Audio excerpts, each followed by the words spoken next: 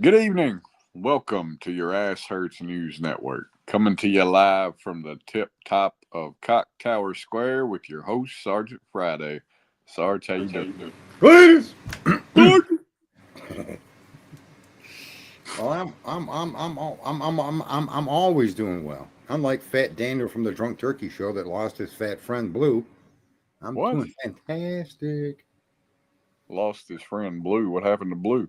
I don't know. I don't see Blue involved anymore. From what the little bit that I look, you know what I mean. I I got don't like a cuckold. I try to avoid them.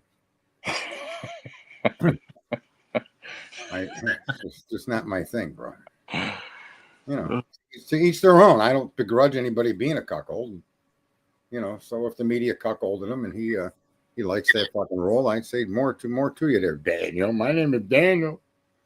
So yeah, I think his name is Danette. You want to know the truth? But anyway, yeah. So some breaking news with the Idaho 4, where these girls are out there, yeehaw, partying and texting and Snapchat and fucking probably showing their ass on fucking Instagram. Yeehaw! Everything's fine. Nobody go upstairs. Latest.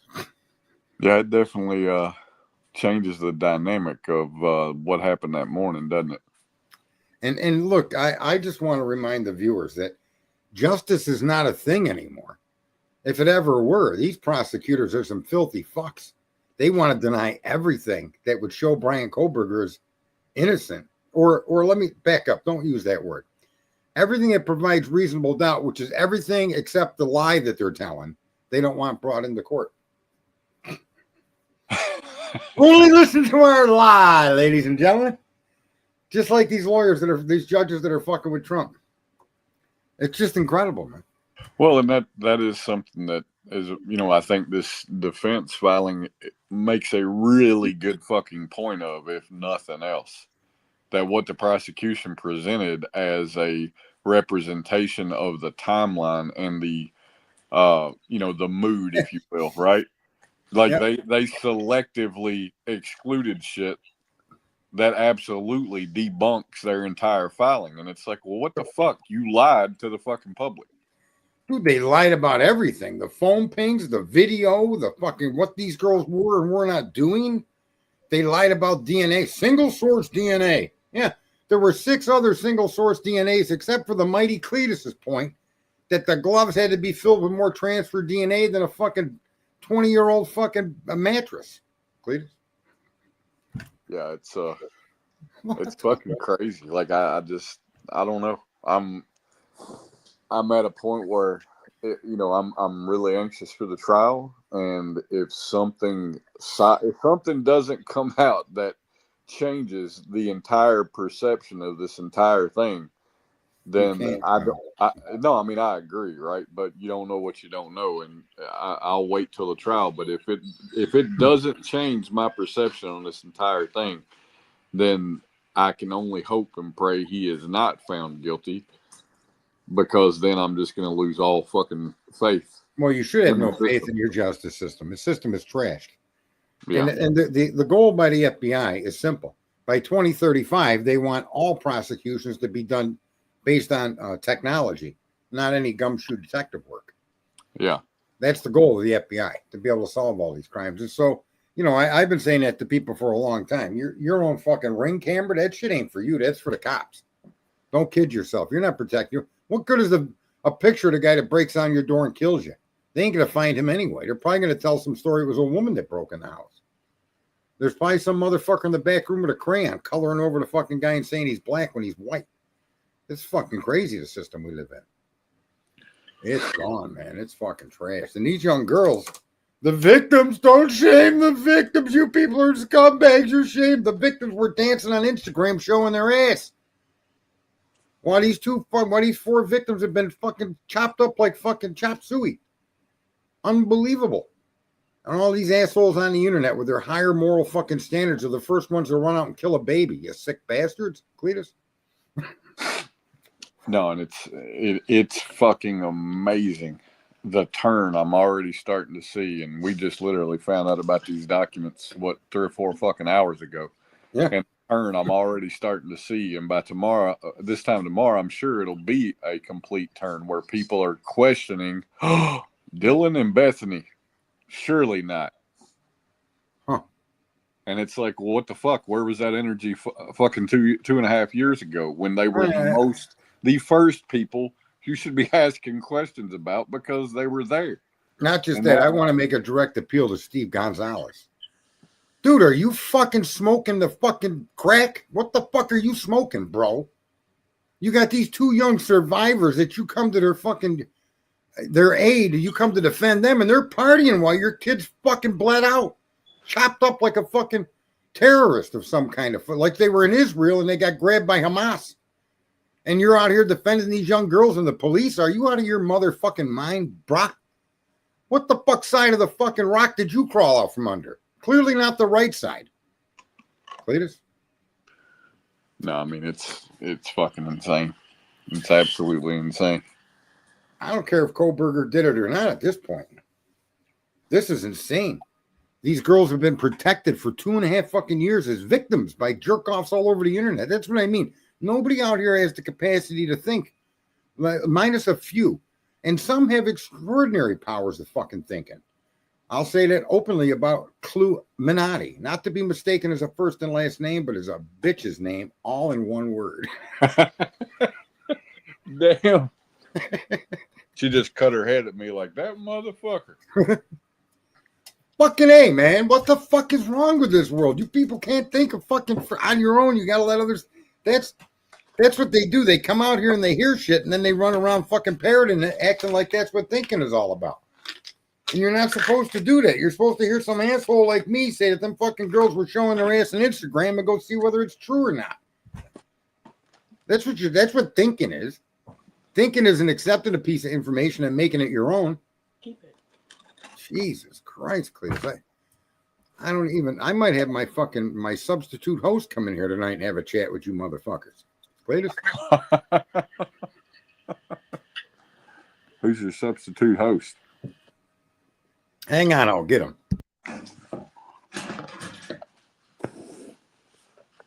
Well, my substitute host, that'd be me. Let motherfucking Sergeant Friday, I kick his ass. I stuck him in the oven line. He'll be done in a little while. There's something about northern accents that make it impossible damn near for you to do an impression. So yeah, you can try, though. You can try. You know what I'm saying? Can try. You can try it, you know. I remember one time I called up my buddy that owns a car body shop. And I called him up. This is a long time ago. I probably couldn't do it again. But I was talking like a black guy with a stutter. Uh-huh. And he started completing my sentences, and I let him have it.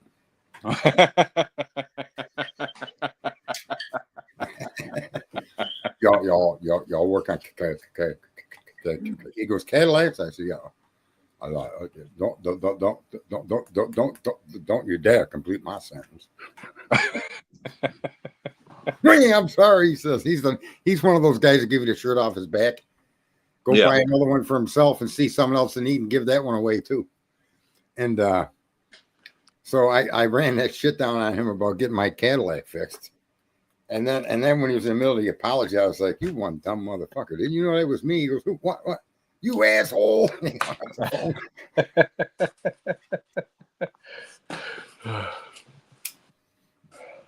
Thomas, I agree with Thomas Sharp. Neither did I. And the only streamer, because I left in August of 2022 when people wouldn't pay attention to Dylan and Bethany, because that Linda Lane shit came out and diverted everybody. And I'm telling you, the community didn't put any pressure on the prosecution to provide a full understanding of what they had. It's insane. Can you imagine everything we're seeing now has been hidden for 2.5 years, and the trial's a short period of time away now? And it's like, I don't even know if it's going to have any impact, because there's too many of these morons out here, and that are going to be in the jury pool because they're social media twits as well. And this poor kid's going to get hung out to dry. Meanwhile, the story that we've been fed is 100% inaccurate. It's quite fucked up. Well, and I mean, I will say, right, like this latest filing that you're going to go over, it doesn't implicate. I don't think it just on its face implicates Bethany and Dylan, but it does absolutely show that there is 100% a narrative being pushed by the prosecution in the court filings, and it is a fucking lie. 100% it's a fucking lie. It's been a lie since day one. You And motherfuckers everything, came out and said that they were that when once this happened, they went to fucking sleep, and when they woke up, they called 911. No, they fucking didn't. You're lying. everything they did is contradictory to what they told us. A complete absolute lie, even including, like I keep saying now, the car is a distraction. There is no car in this story. There's no car. I think the argument of an Elantra is just, it's a red herring. Everything they fed us is a red herring. They told us single source DNA. So all of these people out here, you fucking empty-headed, stupid cocksuckers. No, you're not even cocksuckers. That'd make you good for something because you're good for nothing, right? So they told everybody single source DNA, and now you find out there's 8 different fucking locations of DNA, 3 underneath one of the victim's fingernails. And then that leaves 4 more. When you include Brian with the 3, that's 4, but there's 4 more locations on the sheath, on the railing, on the glove. And as you so eloquently pointed out, inside the gloves, the transfer DNA that would be all over the place in there. Mm-hmm. And all of it ignored. This guy, the driver now is dragged back into this. Now we're hearing more about this driver. He didn't tell anybody he talked to Dylan that night. Why? Where was that fucking statement? Wasn't he out there crying about his wife being scared of Brian Koberger? No. Isn't that the driver? Oh, that ain't the driver? Who's the driver? No, people get them confused. That was, I don't know if that was like the Grubhub driver or something, but okay, that guy lived beside of Brian. They're talking about his neighbor, right? But didn't this driver that dropped him off? Isn't he that Gower guy? Yeah, but he dropped off Kaylee and Maddie. Mm. But he never went on to tell us he talked to Dylan later that night, or that he interacted with her. Tell us that. But the one guy who came out and said his wife did never want him to invite Brian anywhere was a neighbor of Brian. Yeah. Once the name Koberger came out, that little pissant needed his fucking 15 minutes of fame. But here's the driver, though. That puts the driver back in play. There's so many suspects that should be put back in play that it's just mind-numbing. And listen, when I'm wrong, I'm wrong. But until now, we had no proof of any interaction with anybody outside of Dylan and Bethany until today. And so that nasty WSU Kim may have a point. This may have been known. This may have been being communicated. We don't know that to be true, but we now at least know that long before the police were called, these 2 young ladies were on the fucking internet. They were on their phones. They were on Snapchat. They were on fucking Instagram. They were on Yaya or Yik Yak or whatever the fuck you call them places. I don't know what they are. Jesus, I still got to masturbate the old way with images in my mind. Jesus, Cletus, help here. Help. Got these fucking social media places to go whack your willy too. It's probably incredible. Mayonnaise is back. Mayonnaise. It's not really their name, but that's how I nicknamed her. Manny Mo. Mayonnaise. So what else did you guys glean from this nonsense that was released today? I think one of the biggest things to me, the one of the first questions that I've got is who the fuck is the new contact that Dylan added into her phone 15 minutes prior to, per the PCA, this taking place. Like, she literally adds a new contact to her phone at 3:51 a.m. Who the fuck is that? And how were you doing that when you were asleep? Like, why did you just you wake the fuck up 15 minutes before this goes on and you just say, okay, well, let me add a new contact to my phone? It doesn't make any fucking sense. I agree with Princess right there. Well, I mean, to me, I think, I also look at what we've seen come out today, and I think, is there more that even the defense isn't putting out there? because I Probably. think that that's highly possible that there's more in it than what they're even releasing. I think they put out what they put out to destroy the prosecution, and fair enough. But I don't for 5 seconds think that they put out everything. You know what else I find super weird too? Now here's this. Wait. You gonna cut Here's me the this. fuck off? Yeah. Read the comment bar, and then go on with what you're saying, and then comment about what's on that. Brainwash.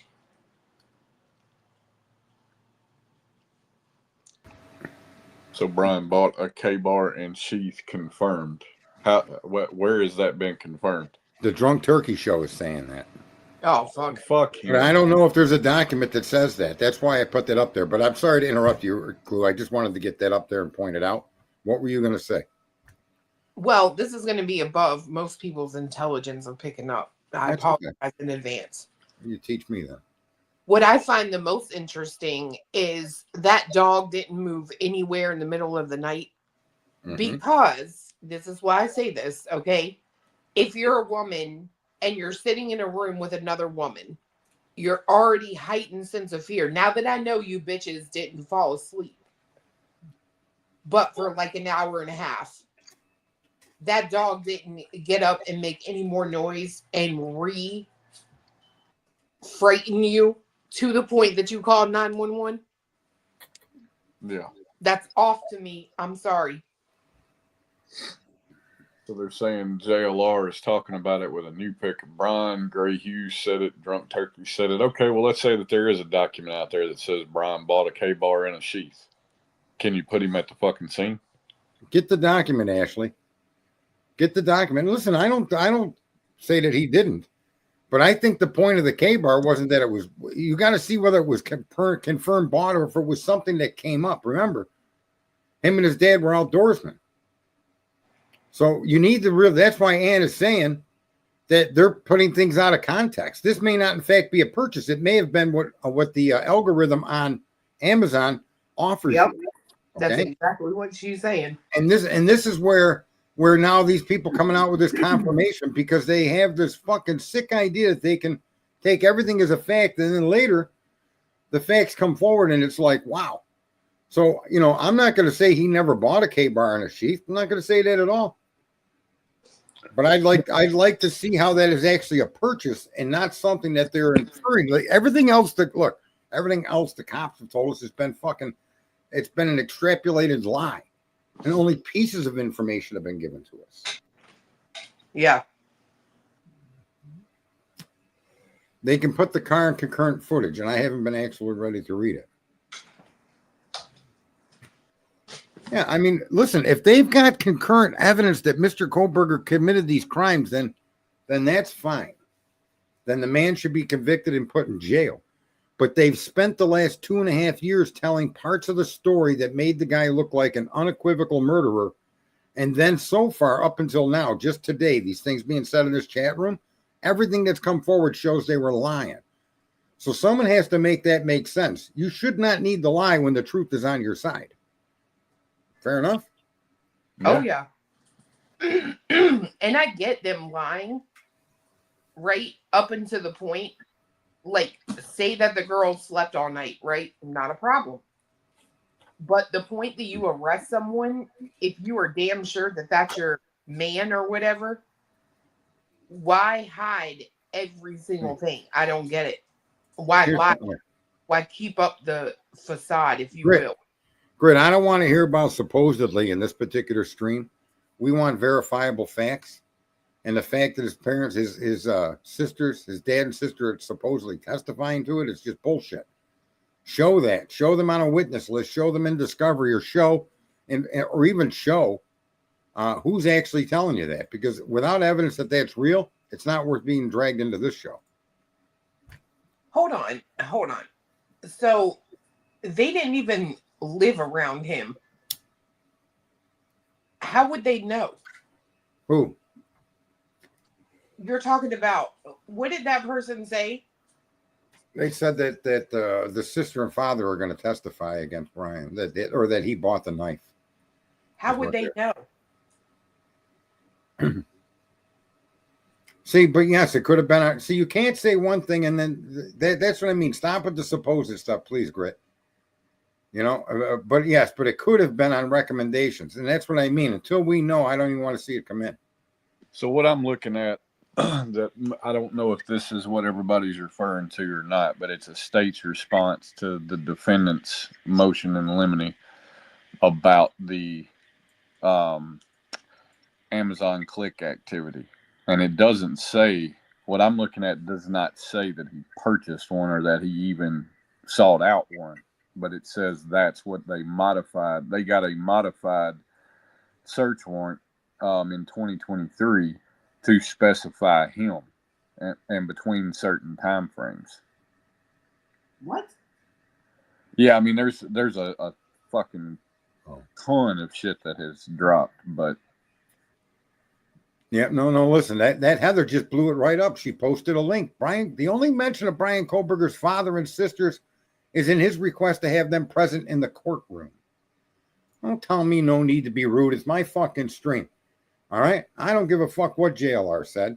And if you don't have absolute evidence of its validity, then don't bring it in here. All right, so I am wrong. It says applying the test for the relevancy first. Kohlberger's click activity, which shows a purchase of a K-bar knife and sheath before the homicides, makes it more probable that the K-bar knife sheath found at the crime scene was Brian Kohlberger's. His click activity after the homicides makes it more probable that Kohlberger had a reason to search for a K-bar knife and sheath after the homicides. What? What? What the fuck does that mean? Was he going on a trip, So he had searched beforehand and after? Says he purchased the knife in March of 2022. In 21st document, crime time read it out loud from docs. Yeah. Okay. That's what I mean. So if we can see that, and it looks so the guy bought a K-bar knife. It is what it is. Is that the murder weapon that's missing? It may be. But again, let's see that actually is the case. Oh, Ava's got a good point. What'd she say? A replacement sheath.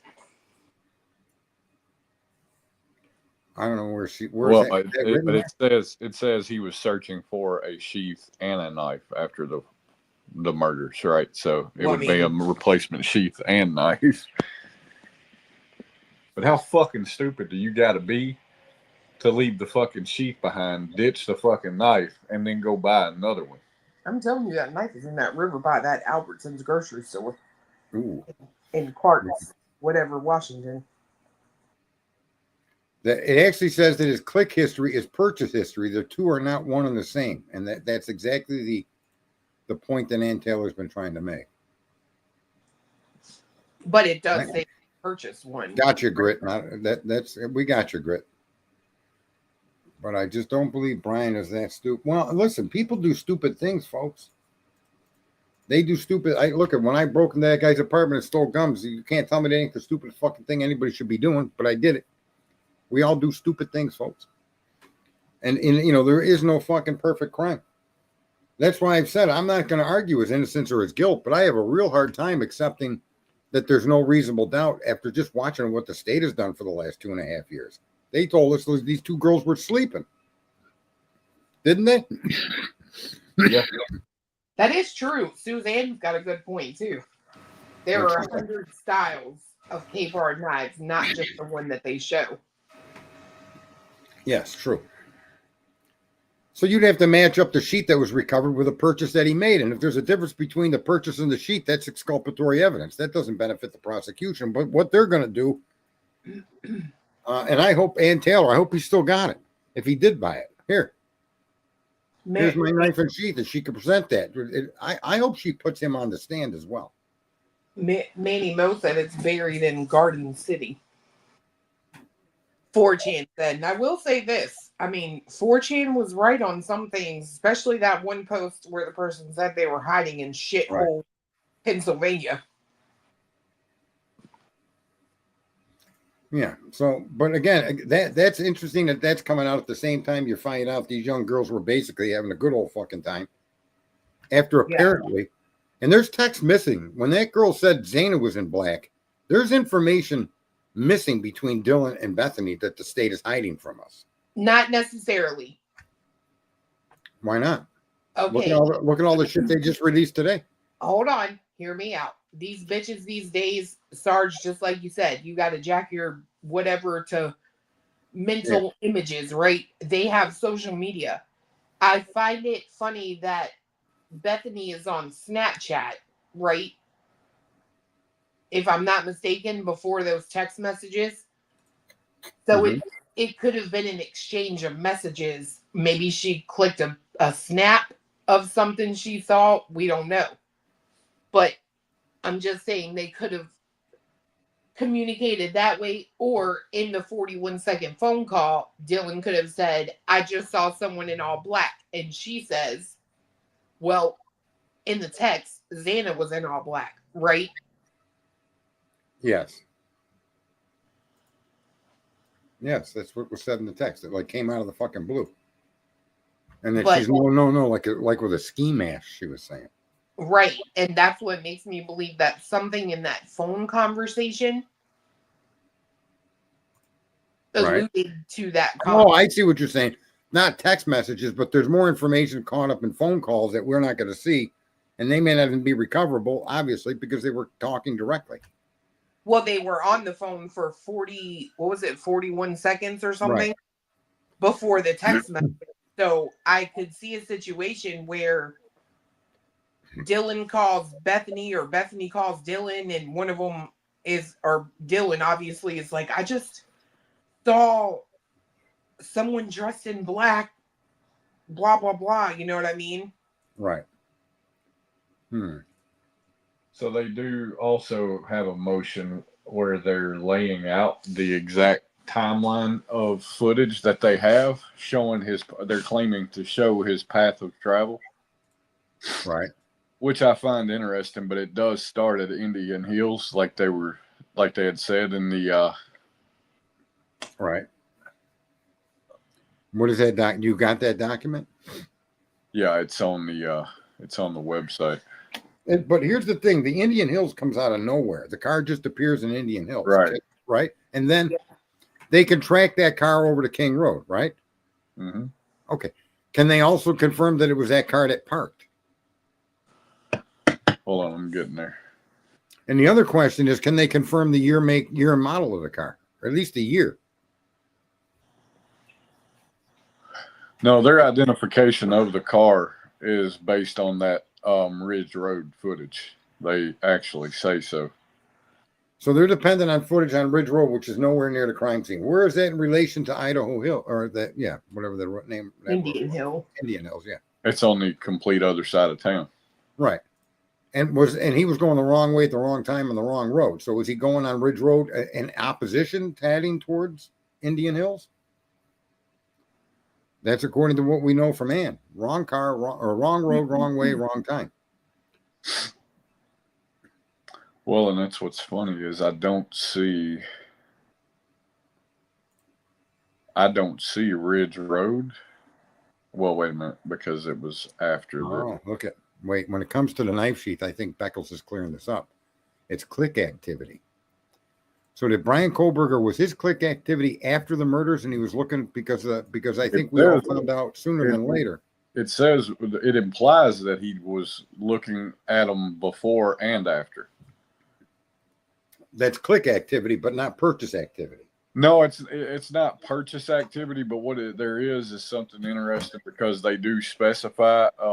I think it was March 20th through March 30th of 2022, and then December something to December something of 2022.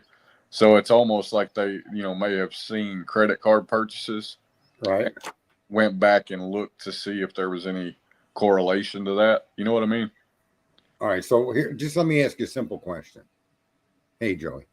Is there the allegation that there was a purchase of this or that there were clicks on this item?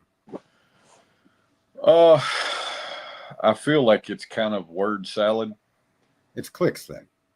Let me go back and check here real quick. Hang on. But again, they don't make it simple and cut and dry. The Indian Hills, the car shows up out of nowhere in Indian Hills, and they claim that to be Brian Kohlberger's car, but they're not identifying it from that footage or any preceding footage that shows its movements. So they say Koberger's click activity, which shows a purchase of a K-bar knife and sheath before the homicides. Okay, So they're so he saying did. his click activity shows a purchase. Okay. All right. Now, the one thing I'm having an issue with is their timeline of the camera's footage. I got to look at something real quick. So they're saying the 1112. Okay, they're saying 1112 King Road camera is current time accurate to local time, right? Right. And in that photo Ann Taylor put out, it was 3:56 a.m. or 3:56 a.m. So what I find interesting is they say per that camera. Hold on. Let's see. No, that is right. Okay. I mean, if they can show everything they're claiming in this document, they make a compelling argument, but they've got to show how the fuck he ended up on Indian Hills and why he was there. You know what I mean? All right. So let me ask, because Anne made the argument that there were 2 white sedans, and we don't know. She didn't say they were both Elantras, but leaving the WSU campus. One went south and one headed towards fucking Idaho. So she's made that point, and then she's also saying the car they're identifying is on the wrong road, wrong way, wrong time, and you're saying that's Ridge Road, which is nowhere near Indian Hills. No, or at least it's just to the south of the Queen and King Road. It's just around Walenta from that the crime scene. All right, and do we know what time that camera was used for Ridge Road? Has that been shown to us yet? Well, they're showing the state showed 4:01 a.m. right, and yeah, they're saying that was the best image of it, and that's how they were able to determine it could be what they say in this document is a 14 to 15, which actually is 14 to 16.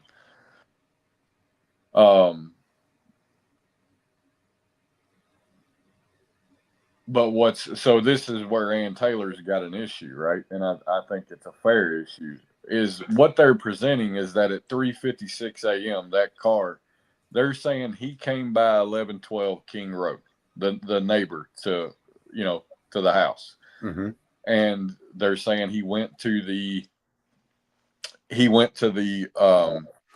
Linda Lane Apartments, turned around, came back out. But they're not explaining how the fuck he got or like what he did after that.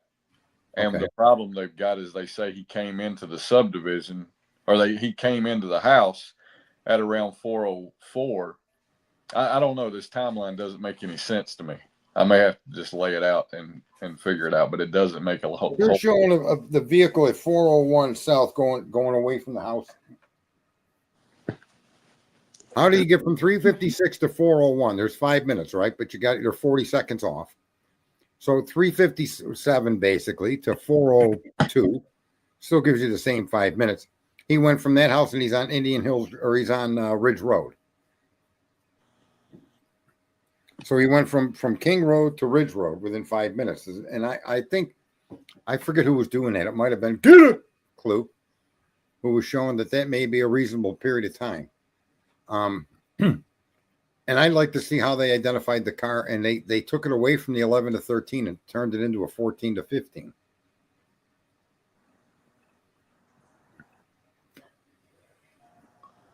Yeah, so it's funny. They're saying he pulled into the Linda Lane Apartments. He turned around or went around the building, came out, went to the intersection of Queen and King, did a 3-point turn, and then went back and did the exact same route. Okay. And then he parked basically on that downward ramp coming off the north. Right. You know what I mean? Yep, alongside the house. Yep. Yeah, so he parked. They're saying he basically parked right there between the apartment complex and their house. And that happened. They're saying at 4:07. And then at 4:20, they're saying that car, based on the 1112 King Road camera, the car is traveling westbound on Queen Road at a high rate of speed, and then turns on King So, I mean, if they can show how he got to Indian Hills and they can lay out exactly what they're saying and show the camera footage and the progression of camera footage, maybe they've got a compelling argument with it.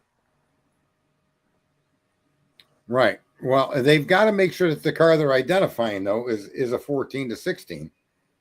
And it seems like they're showing it on 401 on Ridge Road. It can't be on Ridge Road and driving at King Road. It just can't be. Right? Because they're saying the idea the car was at 401. Well, that makes no sense.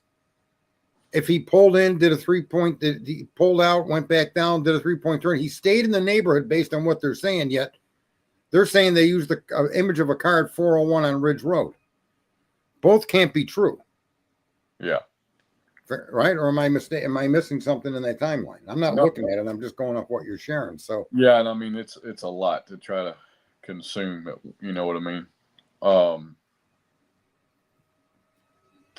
The one thing I find really interesting is they've got absolutely no camera footage of him from the time he pulls out at 4:20 a.m. until the time he goes past 1300 Johnson Avenue in Pullman at 5:26 a.m. Right, so they've got no camera footage of the loop he makes, where he goes south and then comes around. So they're basing all of that off of the cell phone data because they have no footage of it whatsoever. Yeah, you can't have him at two places at once. I also they don't mention that they have him on footage in the area of the home at 9:30 the next morning, which I find interesting. They say they got him on they have a camera that catches a vehicle matching the description Right. at 9:12 the next morning at 1311 South Main Street. But they don't show that they see him at all in the area of the crime scene, which is something that they said in the PCA. Right. Another lie. I mean, they wrote this to comport to what they decided was the killer. And in fact, they may be right that Kohberger is the killer. I'm not on either team, right, innocent or guilty, but I'm on the team of reasonable doubt. This is what your officials are supposed to do: provide evidence that shows beyond a reasonable doubt that this person is the perpetrator. And in this series of events that we're seeing here, or at least discussing here, they've got a car at 401 they identified to Kohberger. And then they've got a car at 356 and 407 in that neighborhood. Or 404, is it, Cletus? Yeah. Yeah, so that just doesn't fit. The Indian Hills car doesn't fit. And the car on Ridge Road, if it's going the wrong way at the wrong time, then that specifically tells me that if you're using that to identify the car around that house, you're using the wrong car. Which still doesn't mean it's not Brian Kohberger's car around that house, but she also made the valid point of two vehicles leaving, one going south, which is where Brian Kohberger went often, towards Huawei Park, and then one that went towards Moscow, Idaho. That's the car. The time that car leaves heading towards Moscow, they're attributing that to Brian Kohberger, and that is not him in his car. According to Ann, the phone tracks south with the car that left 2 minutes later. So it's going to be interesting. But again, it comes all the way back to how could this be so convoluted? And the reason it's convoluted, I suspect, is because they're really trying to use technology to argue their case. And they're going to force the argument between this expert and that expert. And this is just a dangerous way for citizens to be convicted of crimes. It's not like a bank camera where you looked up and said, geez, this is shit at night and moving vehicles, and it's quite intense. And 7 other samples of DNA that you didn't decide to test. So I'm not so sure how this is going to play out in the court of law. And I'm not so sure that the witnesses from his family aren't going to be brought up on the stand to say, I bought that knife. So here's another document that the state has filed, and where they're talking, they quote Dylan's what Dylan said in the interviews, and one of them, it says, "No, I don't remember what his eyes looked like. I don't remember what his nose looked like. Just remember eyebrows. I don't know exactly what the eyebrows looked like at all, really. I just remember thinking, like, eyebrows. Yeah, bushy, but that's all. Like, I don't remember the shape. I don't remember the color. I just remember bushy eyebrows. That's the only thing I can remember." Yeah, they don't have any identification of him. And they do have what appears to be the way. See, and here's the problem that I have. I can't believe anything the state's saying. I'm sorry, I just can't. They've misled the public from the very beginning. And now they're trying to put things together that's the exact same misleading data that they use to tell a story that has been contradicted by themselves. So this footage of vehicles, when asked by Ann, does any in all of your 51 terabytes of data, does any of the video included in there identify Brian Kohlberger specifically and his car? And the cop said no. So, you know, I just can't trust what they're saying. And I bought, I don't think I've ever bought weapons on Amazon. But you could see a lot of videos and a lot of me doing a lot of stuff around weapons with guns and stuff like that in my history. So you won't find it on my phone. That's one thing that makes me different, maybe. Maybe that's why I don't know about all those other apps. There is not an app on my phone that would connect to dating or porn or social media, Facebook or nothing. That's all done off my computer. I don't I don't do that shit on my phone. I don't want to be bothered. When I go somewhere with my phone, it's about business or people that I directly know and can interact with. You know, I'm telling you, I'm with Cricket on this a little bit. Cricket, what Cricket say? Let me go back and find Cricket. I see. Clue, where's Cricket? Cricket Day. Cricket. He says, Cricket let me not make you hunt. True. What if his dad bought it?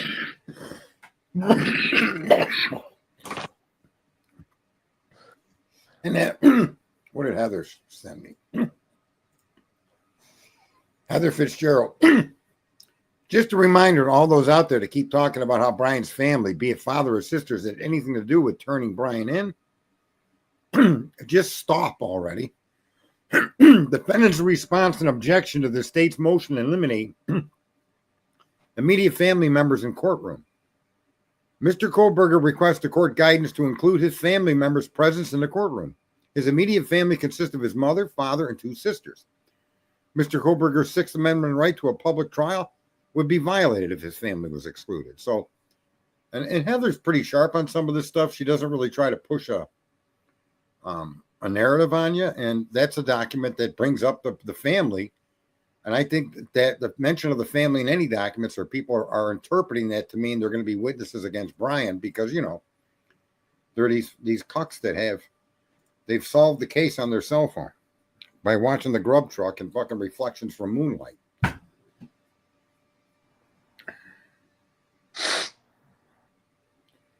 Yeah, I don't know. I think that you got a good point there, Mayonnaise.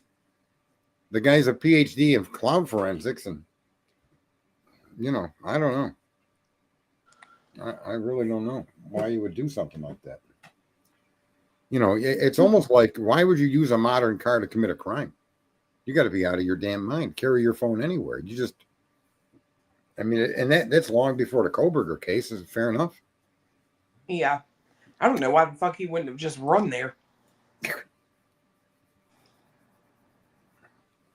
Yeah, and I find it to be very suspicious with all the other DNA samples. This argument the car was at that house. I don't see how you can say this white car was doing this or that or the other thing, but you cannot identify that car as belonging to Brian Kohlberger, nor can you identify the occupant of the vehicle. No, and I mean, you know, I think they can make a compelling argument, but I think in order to put the nail in the coffin, they've got to show a little more. But they've got to show that there's no possibility of any other white Elantra and any other occupant being at the Indian Hills area at that time on that day. And that I don't know how in the fuck you possibly do that when the closest thing you got to saying he's there is the footage from WSU showing that a car matching his left that area. Right. I don't know how you fucking do that. And then you can't track the car back to WSU. You can only track it to where it leaves. Like it feels like there's a lot of camera footage that they have not mentioned. Yeah. Because I don't know how all of a sudden he magically appears on South Main Street at 9:12 the next morning, but you've got no path of travel for him to get there. Because what you're implying by saying that is he never left fucking Moscow. I do agree with that. You know what I mean? And I think that's a problem because that kind of contradicts your path of travel and all this other shit. Because now you insert the question of, well, how the fuck did he magically transport not once but twice? Once to Indian Hills subdivision and the second time to South Main Street in Moscow. Like, how the fuck does that happen? I want to know what picture she took too, Patty Cakes. Probably of herself, but I don't know why that was important. Yeah, that's the thing too, Beckles. See that? Who knows if Brian Koberger still doesn't have, or his family still doesn't have that K-bar? If in fact he purchased a K-bar knife, and they're attributing it to him, and she's arguing it's a family account. So I wonder if Ann has the location of that knife, or it's in the possession of the family. That would be a fucking explosion, wouldn't it? Do we know it's a family account? Yes. Ann's made that very clear. And that they're interpreting clicks as purchases, and not even clicks. You can click on a tent and it's going to give you these recommendations by an algorithm, and it's going to come up on your browser. It's going to be part of your search result of whatever you went in there for. Well, I saw someone say that it was purchased in Pennsylvania. Yeah, somebody did say that it was purchased in Pennsylvania, which, he owned guns and stuff too. So based on the time frame of what they were looking at was March of 22, it should have been purchased in Pennsylvania. Right? I mean, I think they, and as far as the click activity, I mean, they should be able to show that he clicked the purchase button and checked out, and they should be able to show that in conjunction. No, Amazon should have shipping labels. They should have shipping labels of a purchase. Well, but you can't prove who if it's a family account. Right. That's what I was getting. Right. I think they can make a solid argument. But fundamentally, I don't believe you can put him at that crime scene. And that's what, I've said since day one. You've got to show something that shows him. Right. And they haven't mentioned anything of showing him. I think it would be wise for Ann to pick her juror with bushy eyebrows. No, I'm not trying to be funny. I'm telling you, it's a serious matter of an argument. And just say it, bushy eyebrows.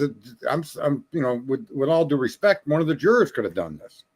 If that's all you need, are just these inferences to say this man did this to 4 young people, this horrific crime, that's a bridge too far. Yeah. Well, one of the things that I don't like. One of the things I really don't like is they filed an amended search warrant with Amazon in May of 23. So again, you're building your fucking case around this guy after you've arrested him. And you arrested him on lies. Right. You may get lucky. You may have the right fucking guy. Right. But you didn't do fucking process. And you're literally standing a fucking chance of letting a guilty guy go and justice never being served. That's a fucking problem. I wouldn't turn that over to the prosecution.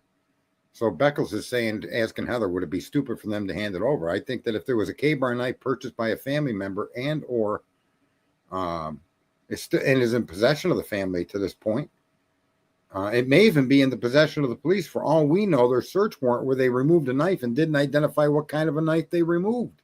Nope, sure didn't. Right? I mean, for all we know, the police have that knife. Yep. Right? So you know, the fact of the matter the kid bought one doesn't mean that they, and then another point people have made is we don't know that the K-bar is exclusively the weapon used here. We clearly aren't sure as to whether there were more than one perpetrators here.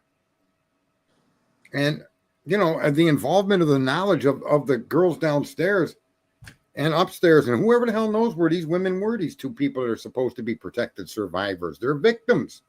I don't know. They didn't act like victims until the cops were called. And then Dylan acted relieved because people weren't blaming her, is the sense I get from it.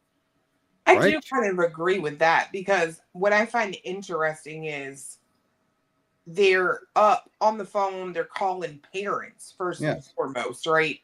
Which I'm trying to tell you right now, at 20 years old, like the first people that I called in the morning were not my parents. Me either. If I didn't stay home, you know what I mean? Yeah. I find that in itself to be extremely weird. And not only do you call your parents, but you call a lot of times. You know what I mean? And then so they're showing concern with that action, right? Right. And you're taking photos and all of this stuff, but then you go outside and all of a sudden you're a terrified, crying mess. Like, I don't know. Just because somebody won't wake up, like, I don't know. Maybe I don't take shit serious enough in life, but I don't get the whole, like, just being terrified because someone has slept through their alarm in fucking college after drinking all night.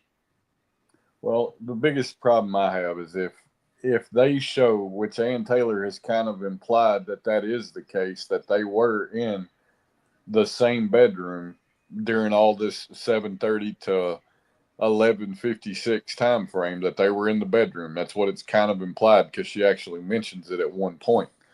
Say that again. So Ann Taylor in this filing, right, she actually mentions that they're texting each other and they're in the same fucking room. And all this is going on from 7:30 that morning until 11:56 that morning when when Bethany called 911.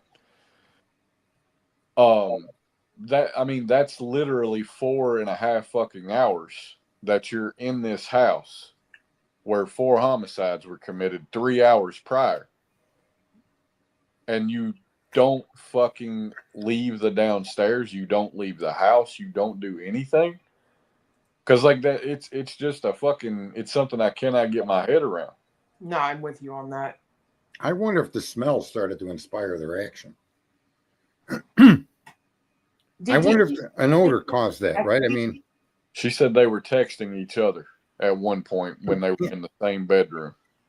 Which seems like they're trying to cover for each other, right? Yeah, fucking weird to me. Like, I'm sorry, I'll never. But no, I got to tell you, I've had girls at my house and they text me when they're on the other side of the couch, or they're in the bathroom and they'll text me.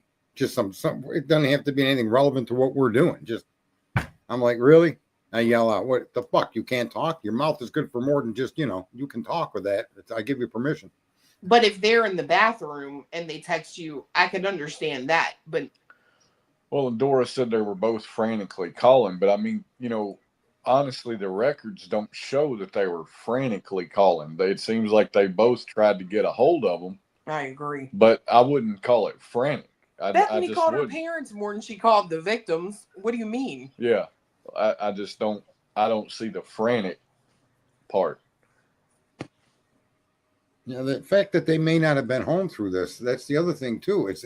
There's just not enough really concrete facts, and what we've been the facts have been interpreted in such a way is to try to, I forget what they call, there's a term you use, but to pin it on one guy, forgetting whoever he is. And their narrative, they've framed it in such a way in the public and in their court filings to convince millions of people this guy is, there's no other way it could have been done except the way they're saying. But now anybody with even a tiny little power to think has to start asking questions. I mean, the girls weren't sleeping. The girls weren't unaware of some calamity. The girls were doing all of these different things and texting friends, texting parents. It's just crazy, man. Someone's saying people will start to turn. Parents didn't advise her to call 911. The fuck is wrong with these people? I agree, Susan.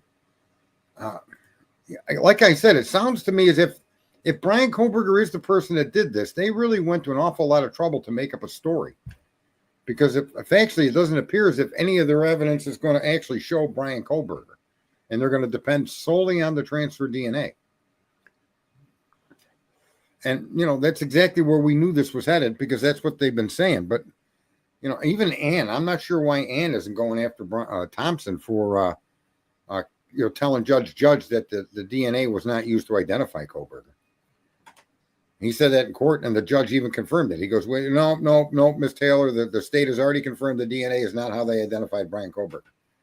And I believe the state was misleading the court and lying, and that was the way they focused on him, but not the way they identified him. Their argument's going to be they identified him from records of vehicles in that area, right? Right. Right. So they're lying, but in legalese, they're just they're just cutting it close. Yeah, I mean, if let's say you're not going to take the DNA into account, right? Let's say what Bill Thompson said is, let's take it on fact. Okay, no DNA. You didn't test any fucking DNA to the point of identifying anybody. You're not going to say that that's how you got to Brian. Let's just say that that's what he says. Then what you're telling me is you've got one of a potential 22,000 cars that magically appears on the wrong side of town, comes across town, does fucking maneuvers all around the fucking area for like half an hour. Right. Then the occupant gets out, kills these 4 people. The occupant leaves a sheath behind, gets back in the car and drives the fuck away, manages to not leave any DNA or transfer any of their DNA into the vehicle or clean it so thoroughly that it's not there. And then that car magically appears back in Pullman and then magically teleports again back to Moscow at 9:12 the next morning. If you told me that, my question would be, well, why the fuck didn't he teleport to Pennsylvania? Why waste his time driving across the fucking country? Like, it just doesn't fucking work for me. There's too many things that there are holes with. The dog doesn't start barking until after the crime was committed and continues barking for up to 25 minutes. That's a bit shady. What do you mean? Why would a dog respond that way to a crime that's been completed and start barking at 4:25 a.m. and continue on until almost 4:45 or 4:50 a.m.? Where's the sense in that? Yeah. That's what I mean. There's just, and I think that they've got a circumstantial case, but it's circumstances that they're interpreting. And that's the problem with our justice system, is you're going to sell this to a jury, and you're not supposed to be a salesman. You're supposed to be the distributor of facts that you've accumulated that show beyond a reasonable doubt this is the perpetrator. It shouldn't be pieces of fucking film and pictures of this or that or the other thing that it's you telling me Kohlberger's in that car. Yeah. That shouldn't come. They shouldn't be allowed. And Ann's actually argued that they should have no ability to say that suspect vehicle 1 is Brian Kohlberger's, because not in one piece of footage can you identify that Elantra from any other Elantra in the world. And just because this guy drives an Elantra is insane. Morton said had Murphy under control. We don't know that to be true, but that, it's, and the way Dylan, with all of the stories of, I could be dreaming, I don't know what was real, that sounds like someone describing their behavior. No, and I read the state's response to the defense's motion about the bushy eyebrows testimony and all this, and quite honestly, I think what I read of it or scanned through just a minute ago, I feel like they lost their argument to Ann Taylor. I mean, in in fairness, I feel like, when they say, do you remember? I can't remember specifics of it, but there was something in there where they admit that she said she doesn't really, number one, she knows he was white. She doesn't know how she knows that, but she just knows he was white. And number two, the only thing she can remember is his eyebrows. Well, his eyebrows don't dictate his race. So you're saying that he's white, but you have no idea how you know that. And you're saying you can't remember anything about the mask, anything at all, but you remember an eyebrow. and it's a You know, problem. there was one document that came out where the interviewing detective brought up the eyes and the eyebrow before she ever mentioned it. And I haven't seen anybody show that document again. I think it was on Truth and Transparency or somewhere else where I forget the detective's name, but he asked her, any identifying features? Did you see his eyes? Not that do you remember the color? No. How about his eyebrows? And it was after that her next interview or her next statement started to cover an eyebrow. Well, I will say too, in that document you were going to present tonight, I don't know if you still are or not, but in the call and text records, there is a new character unlocked in all this, because now there is a JM that we haven't figured out who the fuck that is yet. Who was literally texting Bethany and Dylan. Yeah. Jack Me Off, I think his name is. Because that's what this fucking that's what the cops have been doing to all of us. And that should be the Me Off department. Mom's name Julie. No. Jim or Jake or yeah, I don't know. Could be a girl for all we know. Yeah. Jenny, right? You don't know. Oh, Jenny. Run, Forrest, run. Run, Brian, run. Yeah, Well, and his actions after the right. This Dylan's comment mom here. is not a lawyer. This comment here, let's be honest though, the jury won't convict Brian over bushy eyebrows. Let me tell you a scary revelation I fucking had last night. Uh-oh. Or night before last, I forget which. Do you got a dog? Yeah. Okay, good. All right, go ahead. I'm literally watching a panel of 6 fucking people play a Jay Ombre video. Oh god. That says this is proof that Brent Kopaka was involved in the homicides. And what he's reading is the Amazon search warrant results that were originally released a year and a half or so ago. Right. And he's saying that it's not that there's not information in there about what was seized, who it belonged to, and blah, blah, blah. It's that it was redacted and that it was Kopaka's, and that what he presented proves it. And you have a panel of 6 people that are completely enamored with how intelligent and brilliant he is. And you think if those 6 people were sitting on a jury and you've got a prosecutor that's as fucking crooked as Jay Ombre is, which quite honestly I believe Bill Thompson to be, then you better fucking make sure that your defense attorney is 100% prepared and armed to change their minds, because that was 6 fucking people that would have been ready to convict him. They would have hung Brent Kopaka's dead body that night if they could have. It was fucking sick. So well, I've mentioned Kopaka. Do I think a jury would convict based on whatever is presented? Fuck yes, I do. Well, that's the problem with our legal system, is it's no longer, and it may not have been for much longer than we know as adults, right? But from our time as adults looking at this stuff, it has got nothing to do with truth, justice. It's a matter of what the prosecutor can sell the jury. And so they will make statements and they're not held to account. I find it unplausibly crazy that Americans aren't screaming. If you don't have an image of the perpetrator, don't use the video. Shouldn't be allowed, and should be asking. That should have been stricken from the record. You can't identify that car belonging to Koberger or him in it. It's just a car. So if you're going to bring up a car, you could say there was a car in the area similar to the defendant's. But that's the most you should be able to say about it. You can't attribute that particular vehicle to anybody. And the fact that you've got transfer DNA and you've got all of these untested samples and blood on the knife sheath that's from an unknown male, that's just patently and unbelievable that many DNA samples could be untestable. And then, like you, I thought that was genius of you, by the way, when you pointed out inside the gloves for transfer DNA. I think that's the smartest thing you've ever said on this show. I mean, it was a fucking accident. Trust and believe. Well, that was like you hit a fucking a fucking grand slam home run, and they brought you up to the plate 3 or 4 more times, and you kept hitting them. That one statement is epic. That because there's a place to go swab for transfer DNA. If there's any place at all, a glove would be it, right? Well, and based on what we're seeing coming out, I don't argue that the prosecution has got a compelling circumstantial argument that I don't either. He's the guy. But I think their problem is the things Ann Taylor has already pointed out in terms of what the gaps are in their investigation is where the fucking fundamental issue lies for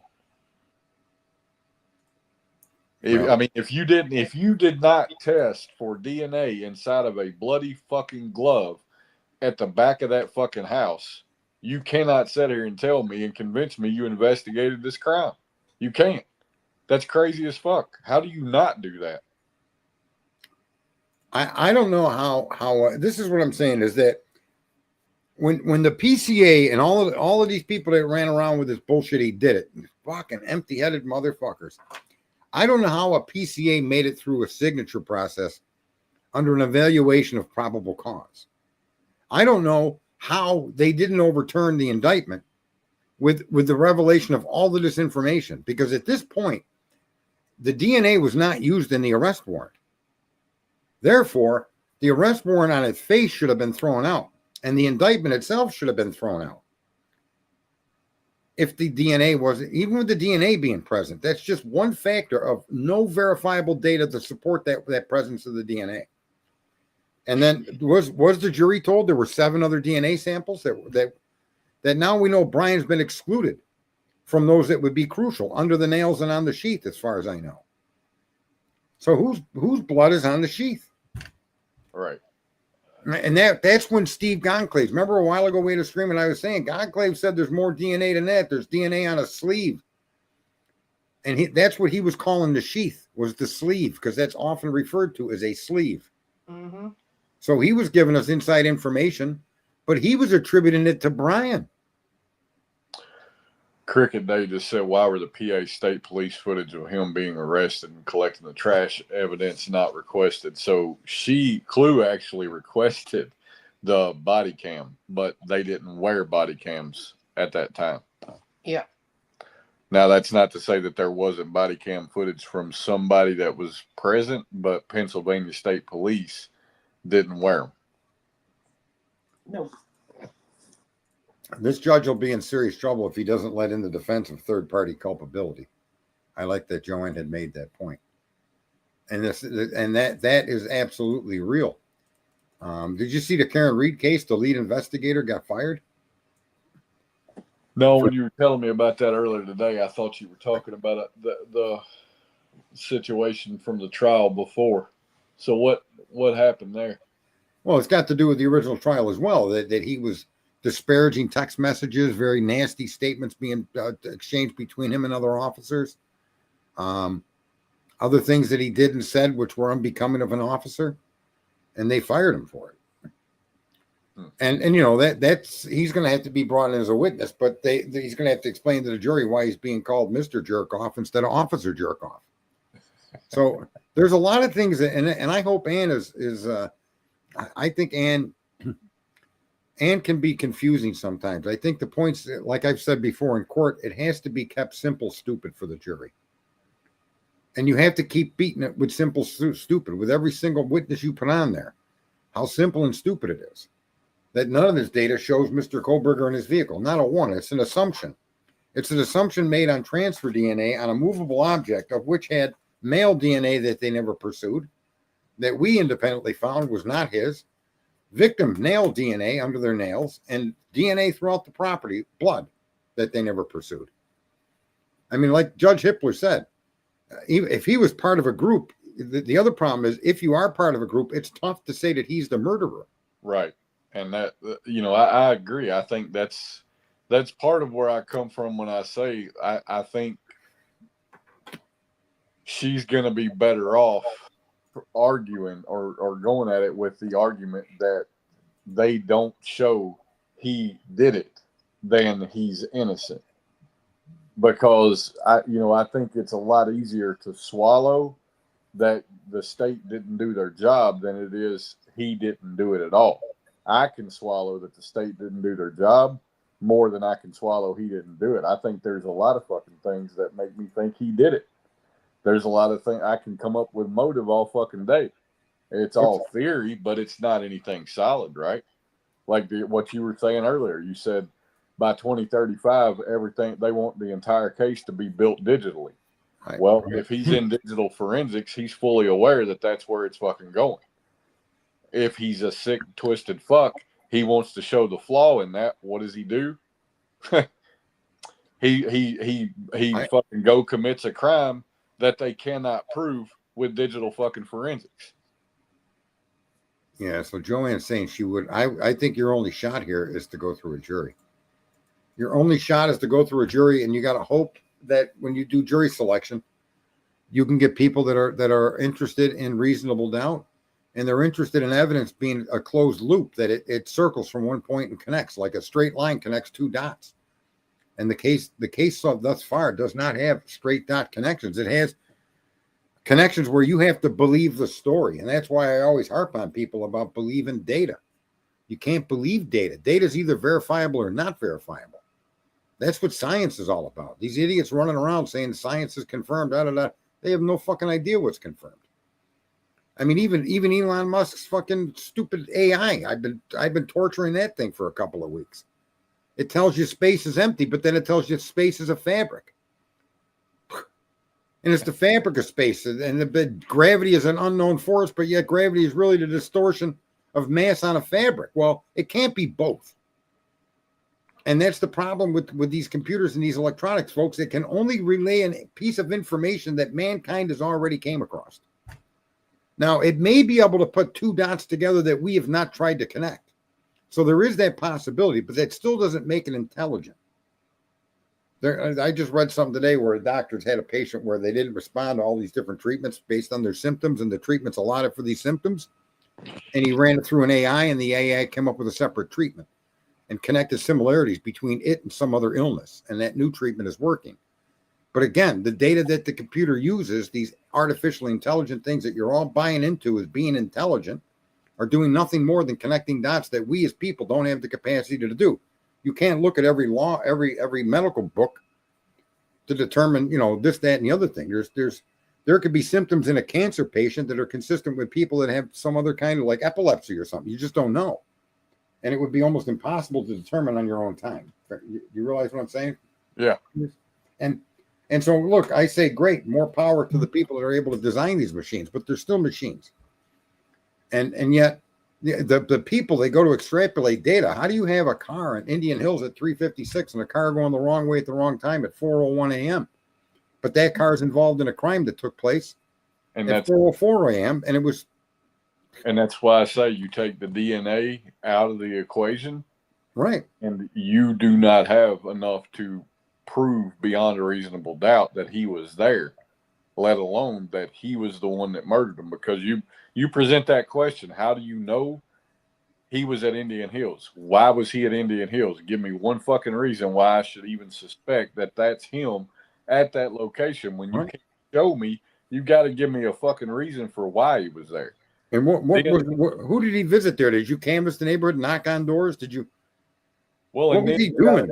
Then you got to explain to me how there's so much DNA that should be suspicious at this home that you didn't fucking investigate, but you're confident enough that he was your guy, and you can't do that. Like, I'm sorry, there's too I said early on, this kid could have dropped somebody off and waited.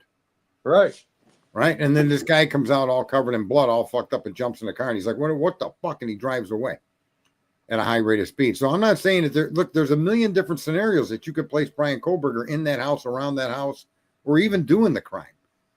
But it doesn't appear. At the very beginning, the movements of that car in that neighborhood that they talk about, are almost indicative of someone who's possibly a getaway driver or a delivery person for DoorDash. Well, and I mean, one of the things for me is he makes a loop around the Linda Lane apartments, and then does a 3-point turn at the King and Queen Road intersection, and then comes back around and makes the same loop and parks on that the downhill exit from that apartment complex. That doesn't make any sense to me. Like, you're leaving your fucking car for 13 minutes. And again, well, how about the fact that Dylan was awake and Bethany was awake? We don't know the victims themselves. The direct victims were not awake. In other words, they've said Zaina was awake. So this person entered a property with all of these people awake and committed all of these crimes and got away almost like Casper the Friendly Ghost. Right. It doesn't add up. There's that. Make that make sense. Then these girls react as if something horrible is happening around them, and they go back downstairs and they hide out. We don't know what they were doing between 4:30 and when was the first indication of the phone use? 7:30. 7:30 is what But it said. is that really the only usage of the phone? Well, and that's why I say I think, if I'm going to believe that the state didn't include everything, which we now know they didn't, I'm also going to set in question, did the defense include everything? Because, I mean, make no mistake, I absolutely believe both of them present what they only what they need to make their arguments. You know what I mean? Right. And, I'm going to say this to a lot of folks that you whether you like that guy, Get a Clue or not, or Murphy Knows All is his new name, his analysis of the vehicle that parked that night is very clear. And it's more than just compelling. It's almost unarguable that the vehicle that went around the building and parked could never be an Elantra. It couldn't have been a Civic. It couldn't have been a Ford. It had to have been a full-size car, a full-size Chrysler, because I think in these years lately, the full-size Chrysler is the only vehicle that has such a big sail panel. And his imagery and his working on that, I'm convinced that he's accurate in what drove around that building off of the King Road. And I think that's the only piece of that footage that really has relevance to the crime. I think the entire King Road video was a red herring designed to distract and confuse, just like all the other information that they put in that PCA. It distracted and confused and let them tell a story and convince the public this guy is the perpetrator. But is he? I don't know. It's really insane, man. Chrysler 300 is what he had determined. And I see that with my own two eyes in the video footage. And I know the guy doesn't manipulate it. I know he loves to be right to the point of getting crazy. But I think he nailed that. Did you ever see that footage that he went through? I did, and I don't agree with you on it. I just don't. And I think the reason I don't is because I've seen her go through so much fucking security camera footage for, when we've gone out ghost hunting and shit. Right. And I think there's a lot of problems with being able to identify the car based on that one or two frames of a car in fucking motion from 70 to 100 feet away from the camera. I just how you can say exactly what kind of car that is a problem for me. You can't convincingly argue the dimensions of the sail panel, because I remember you telling me about that, and I remember going and watching it, and I just ultimately I can't get down with it's a conclusive thing or an unarguable thing. I think also the sound of the engine is a much bigger vehicle than an Elantra, which also I think helps.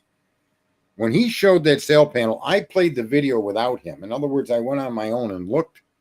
And when I was able to stop that video, let it run and then hit stop. And I did that until I finally got it to stop where the image would show me the sail panel. And I'm in complete agreement. It's much, much too large. So I will say this, based on the timeline of what they're saying in that document I was looking at a minute ago, the car that goes around the building, that if I recall, that was before the car that pulls up and then backs up and turns around. No, it was after. Yes,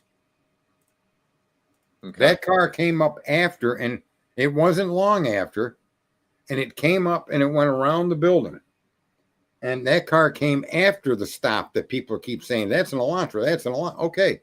He even confirms that the car that's caught directly in front of the camera is in fact an Elantra. He shows you that. But with the same dimensions of him showing you that, even the window shape on the car is completely square. And there's only one make model car that fits what you can see in that image. And it is nothing other than a Chrysler 300. What year? It could be from a 2006 to whenever the production ended on that car, because they didn't change. So that's what I mean. His identification is so compelling. and the timing of his identification. And also, he also shows the car come around during daylight hours. Well, and I think that's, regardless of the identification of the car, I think that is something that I do kind of question in terms of what they're saying about Koberger his movements in that car. Because what they're implying is he left that car from 407 to 420, parked on an exit from an apartment complex. And in an apartment complex that we know there's a decent amount of vehicle traffic from Right. at that time. It's not extremely busy, but I mean, he's running a huge fucking risk leaving his car sitting there for 13 fucking minutes. Is it 13? Yeah, it is 13 according to the time. Yeah. Yeah. Well, the other thing too is it's not clear whether the lights were on in the house. And I'm going to say to you that the lights were on in the house. The lights were on in the house, and I say that because Zana had to get up and get her door, or she was on TikTok at 4:12. She got a delivery around 4 o'clock. Dylan's awake, Bethany's awake, Zana's awake. For all we know, Ethan's awake. And the two young women upstairs who we know are awake because of what Dylan said. I thought they were playing with the dog. So there is activity upstairs. Yeah. I think the lights were on in that house. I think at least that good vibes light was on because you see it on in all the crime scene photos, right? I think the kitchen light was on. I think the kitchen light was on. He looked right at me, she states. So I think the kitchen light was on. And it was only for a few seconds. And she said she doesn't know why she wasn't a victim or something to that effect. Doesn't know why he didn't come toward her. Well, he did come toward her, but didn't come after her or something. Yeah, the words exactly I don't remember. But I suspect that's been brought up, I think. I don't know if it was in a stream or in documents as to whether the lights were in the kitchen. I think the police were unaware whether they were on or off. I think she talked about it in her interview. Okay. Like she couldn't remember if the kitchen light was on or not. There you go. Yeah. So I think that's an important fact. And if the light was on, that whoever came in that house couldn't have been some stranger. They had to have had the comfortability to enter that home at all hours of the day and night. That couldn't have just been some guy. That had to have been somebody familiar, not just with the house, but the occupants, and felt comfortable enough to enter that property with the lights on, with people awake in the house. And I still fall back on the idea that this may not have been it could have been a direct hit, but it may not have been. This may have been a crazed individual that had some conflict with the two girls upstairs, or Zana and Ethan downstairs, one or the other. And I just don't see people walking into a house. I don't know. I imagine you could be in your bed at night with your phone being the only light, But I don't think Zana was eating in the dark. Do you? No. And that guy Gowan comes up again. That's disturbing. Why this guy didn't say he talked with that he dropped him off and then later had talked to Dylan. Why he left that out is extremely suspicious. Eric, so that's not actually true. In my opinion, I could be wrong about seeing the lights in the house from that Banfield video. I think what you're seeing is the apartment complex and not the house. Who said that? Remember, because you can see the two windows at the top and the lights are off. Yep, that's right. Right. What do you think about that guy not bringing up he talked to Dylan after he had dropped the girls off? Why do you think he excluded that? I mean, would it be important in an interview? It would be, yeah, if he's accounting but he's keeping himself away from I dropped him off and everything. I didn't pull in the driveway. He goes to the detail of saying certain things that are unusual. Right? I didn't pull in the driveway like I normally do, and what you're supposed to do, so then you can't get trapped in the driveway to get robbed, right? So where's the discussion? Go ahead. In terms of his communication with Dylan, we know Dylan texted him and said, "Are you still driving?" We know he responded and said that he was. We don't know that he was stored in her phone or that she was stored in his phone. So he may not have even known at that time who the fuck she was. And in fairness to her, for whatever fucking reason, the person she saved a new contact as at 3:51 may have in fact been him. Yeah, that's what. But wasn't her call at 2:10? Her call was at her text to him was at 2:10. think he replied at 2:13. Why she waited an hour and 45 fucking minutes to save him as a contact, I don't know. But I also have the question of why wait fucking 4.5 hours from the time you're actually up and on your phones until you call 911. I mean, that, you can't make any fucking sense of it, but it is what it is. And I'm not saying that is the contact she saved, but if it were to be, it's really no more strange than them not calling 911 for 4 hours. And did they? And that's what we don't know, the texts during all of that period of time. Was any of those texts that something crazy happened here last night? We don't know what happened. We don't know what. We don't know. Yeah, we don't know what was in them, and a lot of it was in Snapchat, which is not retrievable. I don't know. I have no idea if it is or isn't. I would imagine the search warrants they received, the information from Snapchat through, probably show it, but other than that, I don't know. I don't know why they wouldn't put what the messages were unless they were like photo messages, right? Yeah. Well, according to WSU Kim, people on campus knew long before the cops were called. So there is supporting arguments now we're seeing where she may in fact be telling the truth. Well, and I mean, look, at the end of the day, unless one of them says something that's incriminating, it's just one of those things I'll never fucking understand, how two people can be that fucking shook and spend 4 hours on the goddamn phone without calling anybody to actually do something, but it doesn't mean that they did anything. You know what I mean? It creates a huge fucking question of like, what the fuck is going on with you? But it doesn't mean they did anything. I mean, to be fair, if you guys aren't already aware that these are the type of girls who literally grow up to marry, wealthy men, they don't really have to survive on their own brain power, if you get what I mean. They just be able to fuck good and put out some babies. Like, it is what it is. Be fucking mad at me, I don't care. I don't want the babies, but fuck good. We don't need babies. I'm too old for babies. But yeah, it's the more that comes forward, the more questions are asked and are unanswered. But it's still moving the narrative forward, in the respect of whether their case is beyond a reasonable doubt at this point or not. Well, and I think in terms of and the importance of this shit, I think the only relevance of them not calling 911 is exactly what she presented, right? You can't say that they were in a fucking panic and exclude relevant data related to what you're claiming, because obviously they weren't in what any reasonable person would consider to be a fucking panic. Well, you know what I mean? 200,000 K-bar knives are sold a year. I don't know why I had to find that fact, but I just did. Sorry, Cleves. No, you're good. Say that again.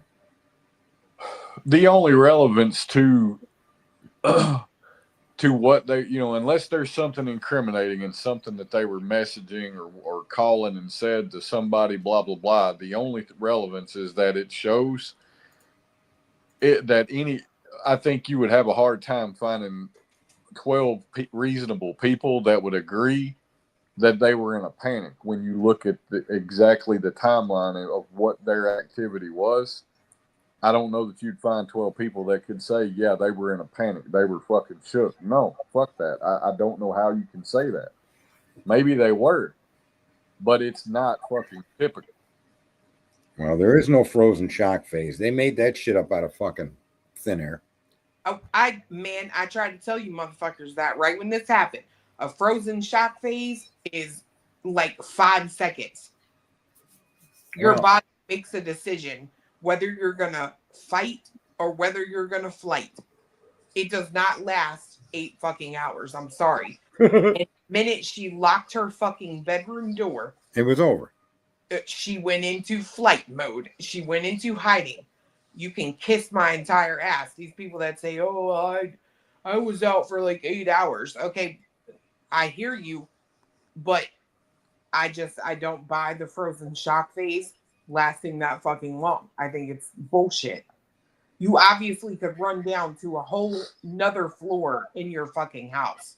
Bitch, you ain't frozen. Well, and her statements in the PCA are different than her statements that they've released to us. There's no consistency in the statements. There's no mention of looking out of her door 3 times.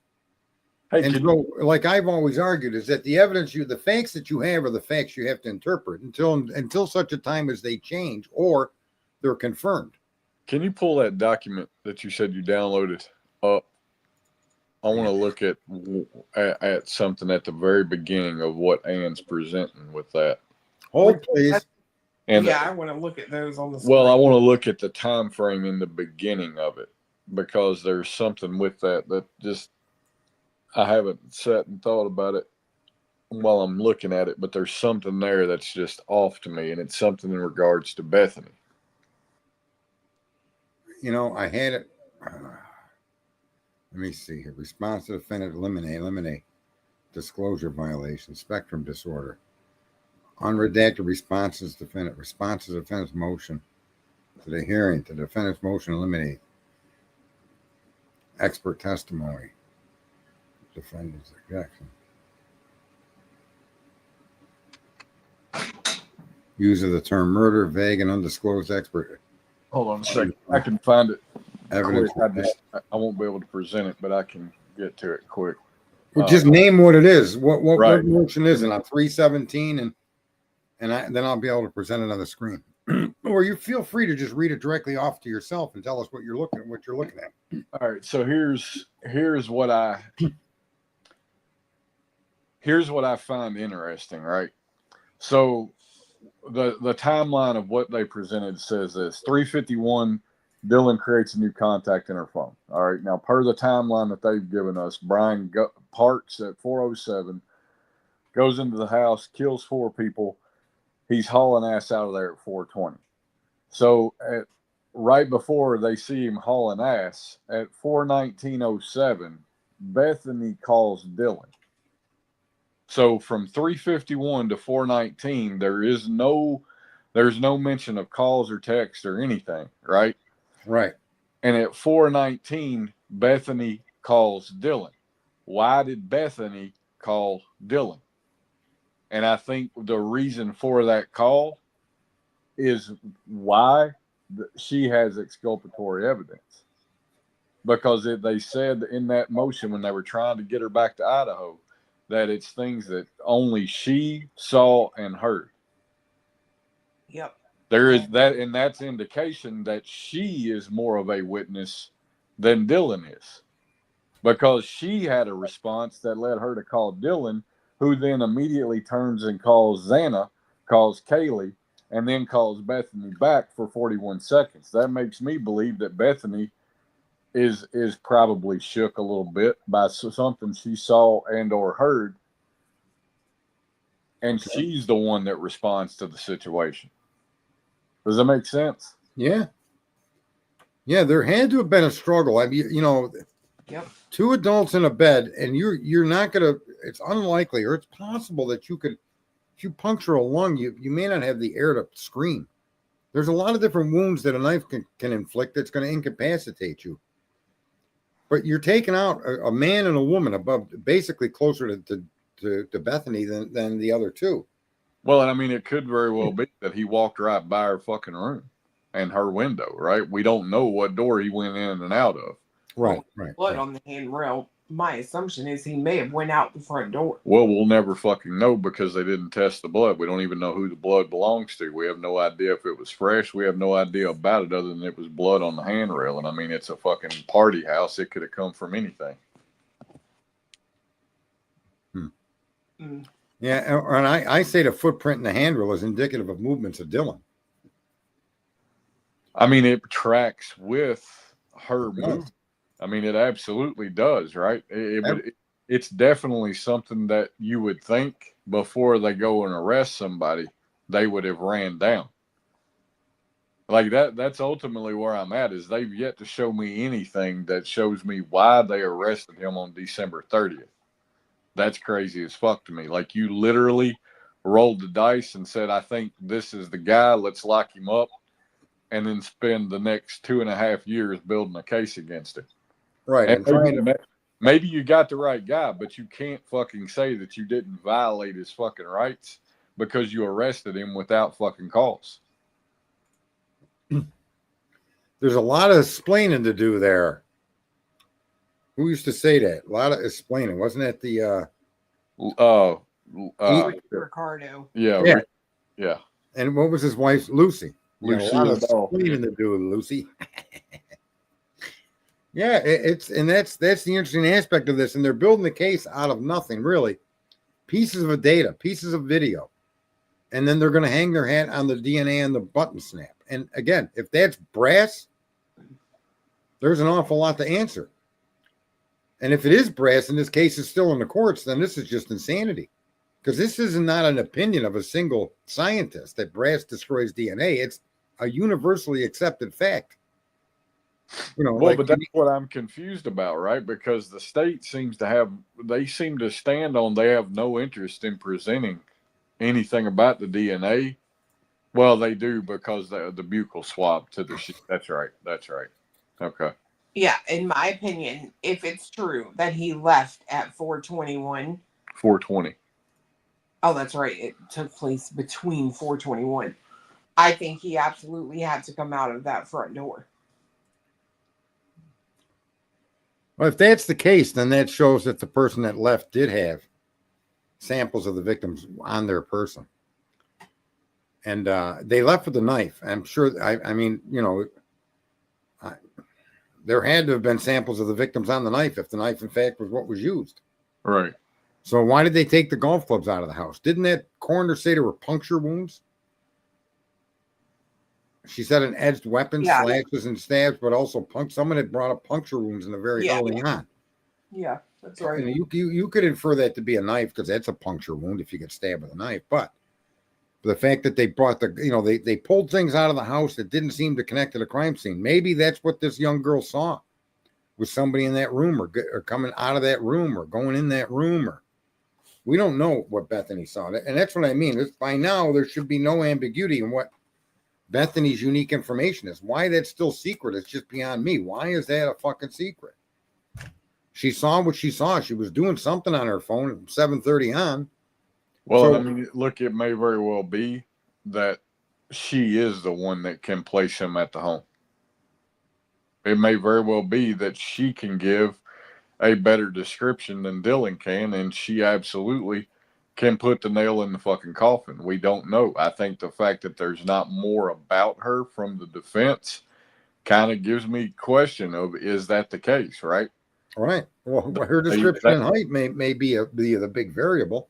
Right. I mean, she may actually know some information, and I can see that's why neither side would really hone in on her. And well, that information, whatever it is, obviously was not enough to stop an indictment or overturn the indictment when they appealed it. And I didn't like the argument the guy was making for the appeal anyway. I think the argument should have been that, whoops, did you drop, Cletus? Yeah, the fucking app died. Oh, sorry. I think the arguments that were being made when they did appeal the grand jury, I don't think those arguments were, I think the argument should be that the cops made up a story out of whole cloth, that none of this can connect to the accused. And the fact that there was, I'm going to say 7 unknown samples of DNA. And what they did know about the few of them, they were male DNA, right? I think that there was enough reasonable doubt and not enough direct evidence, because the transfer DNA all by itself is circumstantial. And they're trying to create the environment. They're trying to create a scenario under which this is how we know he did it, because these were his actions that night. And I don't see how they connect those dots. Go ahead. I just find it fucking appalling at this point.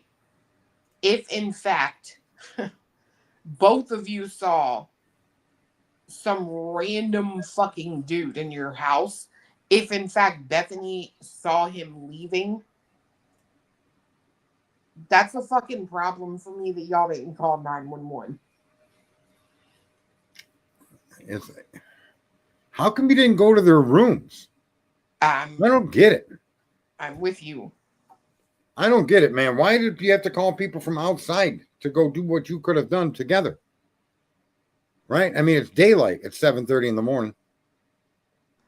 There's no boogeymans to hide from at that point. Everything is lit without a light. So here's something that I did just think of, right? His car pulls, they see it at 1112's camera at 420 some change. Right. Bethany calls Dylan at 41907. Right. Is it possible that the reason he didn't fucking proceed to Dylan and Bethany is because Dylan's phone rang and he was afraid she would answer it and get fucking caught? It's possible, but you would think he'd have had to been out of the property by then. Not really. I mean, literally 60 seconds. Yeah, I guess he could have came out and ran. Well, I mean, not even run. Believe me when I tell you, the day we tried to reenact or, set up a scene in terms of distances and whatnot and exaggerate them to where it was actually more complicated to try to pull this off in 8 fucking minutes. It was 2.5 minutes was an extremely long fucking time. It was crazy. Yeah. I mean, I absolutely believe he could have, right? I do too. I think one person could have done this. I agree with that. But I don't agree with that when you look at the evidence that they've shown us. DNA. I mean, it just seems weird to me that justice means you pick what you and tell us that this is part of the crime. Just because you can identify somebody. And the other thing with that identification, that's why I brought up Kopeka earlier, is Othram absolutely identified somebody. There was someone in my chat the other day, you weren't in here, saying, well, it was a low count. It was only 30 centimorgans. Well, I don't know how they know that, but let's even go with that. It was a low count, but it gave you a name. So no matter how low it was, it still led to a name of 4 brothers. And the Othram Lab and the Idaho State Police contacted a brother and asked for a sample and were told to go fuck themselves. And then Othram further stated that their work would never have led to Brian Kohlberger. Hey, Sarge, I'm going to drop. So, okay. All right. That's good. Yeah, to me, there's just too much exculpatory evidence, and there's nothing closing them. I don't think you would need military skills. I think one person could have done this. You're talking about a serious weapon. You stab someone in the chest with this knife, and they're not going to put up much resistance. Some will, some won't. I mean, it's per person and where the wound first occurs.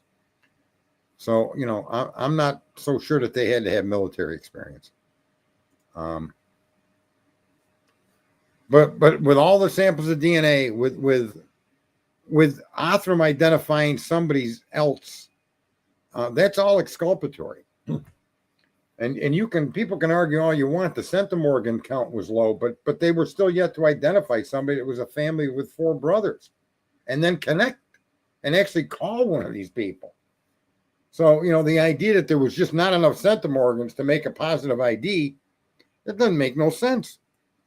If that were the case, I think it was Wisdom Speaks, which I think he or she or whatever the fuck that person has blocked me because they don't like me pointing that out. No matter how low the count and whatever the fuck the sample they had, they targeted a family with 4 brothers and contacted one of the brothers through the state police. Okay? That's important. And that also goes to show, just so people know, it doesn't mean those 4 brothers are part of the crime scene. And this is, you got an unknown fucking sample. And you put that unknown sample into all of these databases, and even as they've even admitted that you got 550 to 600,000 hits, and you got to whittle this down. I say that too. It looks like there was no intruder. I don't think that knife was brought in from the outside. I think that knife was always a part of the property by one of the victims. They owned that knife.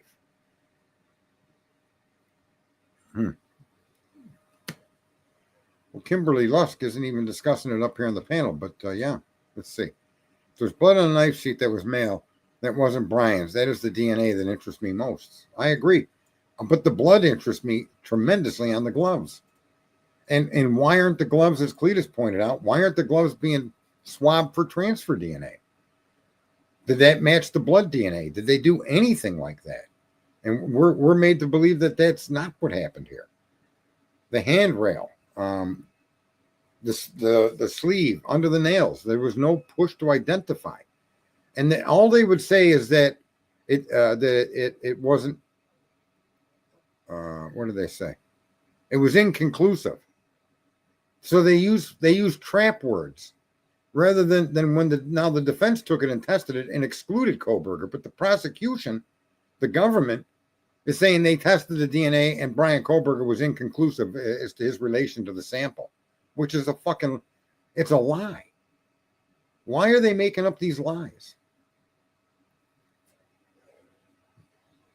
No, the sample on the sheet, maybe that's true, but here's the problem I have. If you can identify blood, Eric, and you can't then do anything with it, but you could take microscopic skin cell and identify people with that, I don't know, bro. I don't know. How much blood do you need if you can use microscopic skin cells that are just unfucking viewable to the naked eye? Blood is something you would observe. So someone has to make that make sense. How blood can't be fucking used to identify somebody, but microscopic skin cells conclusively can. I don't even know, man. That microscopic skin cell is the bullshit of DNA. It's the worst DNA in the world, and yet none of the blood can be identified. What about inside the glove? Why wasn't that all swab? Why weren't those gloves turned inside out? And whatever information was inside those gloves produce a profile. Yeah, I don't believe they have the work to. Okay, I'm totally on board with it, Eric. It's nonsensical unless they can make it make sense. If they can make this make sense, then I'll accept it. But it can't be dismissed. The sample wasn't big enough. Well, I'm sorry. But you sent people into that home that were ill-equipped to search for microscopic DNA. You did. You had people in there in windbreakers. And you like someone said the other day, your mattress will double in weight as a result of you shedding skin cells over so many periods of years. Well, there you go. So, good point, Hoffmaster. And they were pressured to pinpoint a suspect from the university, the town, and the victim's family, I'm sure. Yeah, I have a real issue with Dylan's actions, Dylan's statements. The unknown with Bethany is just frustrating. What is Bethany? What is her? What did she see? What allowed these young girls to be comfortable at 7:30 in the morning? Were the texts between 7:30 and the time they called the police? Were those communications concerning what happened the night before? Did anybody instruct these girls to call the police? Were they instructed to go check on the girls? Why didn't they call someone at 7:30? Why didn't they call someone at 6:30, at 5:30, at 4:30? So this just makes no sense. The acts of what people, they're victims. You can't talk about them. Well, I'm sorry, but you have to talk about them. They're the only people we know without any doubt at all. The only two people on earth that we know were there before, during, and after the crime. That's it. There's nobody that you can make that much certain. You can't make a certain statement about anybody else except Dylan and Bethany. Therefore, victims or not, they are a party to the crime, inasmuch as their presence makes them a party and victims, or there was something else going on there. I don't know. We don't know what they said to their parents, Susan. We don't know if they told the parents about what happened the night before. We don't know what they told any of the people they communicated with from 7:30 until around 10:30, and then even later, because I don't know what time the other people came over. What time did these other students, these other friends of theirs show up at this property? How long were they there? Were they there for hours? I don't know about it. All of the kids in Pullman and Moscow knew about the 4 kids being gone by 8 a.m. in the morning. This is being said, but we don't know that to be a fact yet. We don't know that to be true yet. There's nothing to show that. And that's very, very damning for the entire community. I mean, that's an assumption. And there is one person running around on these streams saying that that's true, but they've never produced any evidence to show that it was true.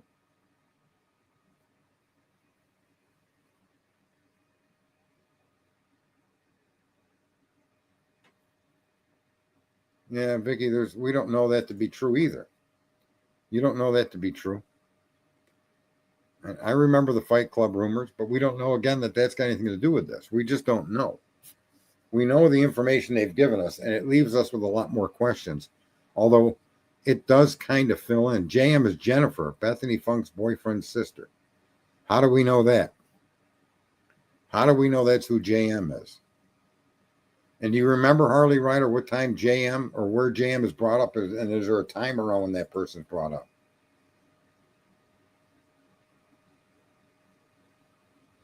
Bethany knows something. That's why she called her dad at 7:30 in the morning to get an attorney. But we don't know that to be true. See, that's something too. You just don't know. You can't confirm that. So that's just rumor. That's just speculation. You know, and in this stream, we try to stick with the data that's there and try to understand the data as it's presented in the pieces that it's being presented. And we're going to be wrong. You know, we're going to be wrong, but we're still sticking with only the facts that are persistent, that are produced by the case itself. Like, I don't talk about grub trucks and Linda Lane, and I'm not talking about the Banfield and all that, and the frats and the drugs. And I don't bring any of that into the stream. There's nothing at this point that connects that. Now, if a statement or a phone call or communication or a text message or something can lead us off in one of those directions, fine. But it's not part of this case at this point. So I don't like wandering down those paths. I'm still stuck on the fact that you had two people that were in that home that appear aware of something significant, and did everything but the right thing to do. Yeah, I don't really want to even have that guy brought up in my stream. Do not bring up the hombre guy. That guy, I don't want anything about him being brought up in this stream. This guy has accused so many different people that he's eventually going to be right just because he accused every single person on the planet. I don't know. It seems likely that there was a cleanup. It definitely seems likely. Yeah, screw that Pavarotti guy. Please don't bring that person and what they're doing in the mice. I don't want to know anything about that jerk off. Your opinion of him is your opinion. My opinion is a jerk off. Okay? Keep clicking on his stream. Keep making him money. I mean, that's what YouTube is for. Over here, I don't want any of your money, any of your clicks, any of your donations. I don't need it, don't want it, and I'm not here for that. You know? Fuck Pavarotti and the horse he rode in on. Just look at his eyebrows and his forehead, how it moves all the fucking time. The guy's got tics, probably because he's on some fucking antidepressant medication. This fucking guy's a goofball. He's had this case solved so many different fucking times. It's insane. And you guys fall for all these titles. You know, my title, Dylan Morrison, Bethany Funk, Awake and Having Fun. I'm sorry, but that's kind of what it sounds like. I don't know anybody that can dispute that particular observation. Making all these Snapchats and Instagram and Yik Yak and all these other fucking communications. Sounds like they're out there having fun. I don't know what they're doing. And to be very honest with you, that would be a benefit to these two young girls. If at that point in time in the morning, they didn't think there was anything wrong. I don't know what then would have made them readdress an issue and call others and then check and then call the police. But if they went from 4:30 and got up at 7:30 and were just living a normal day, that's to their benefit in some respects.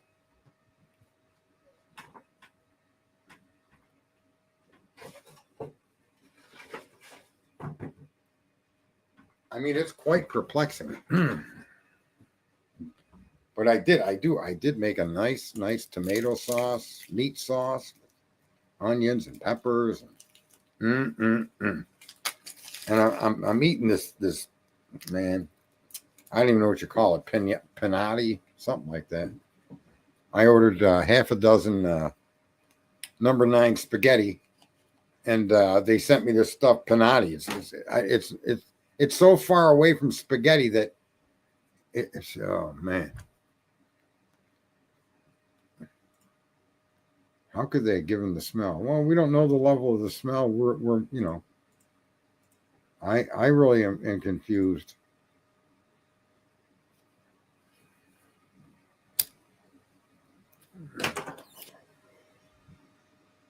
Yeah, I'm not going to buy into this idea that he was framed. Although I said a long time ago that if I had been Alan Taylor, I would have tried to get a subpoena or a request for the contents of the evidence room before the crime.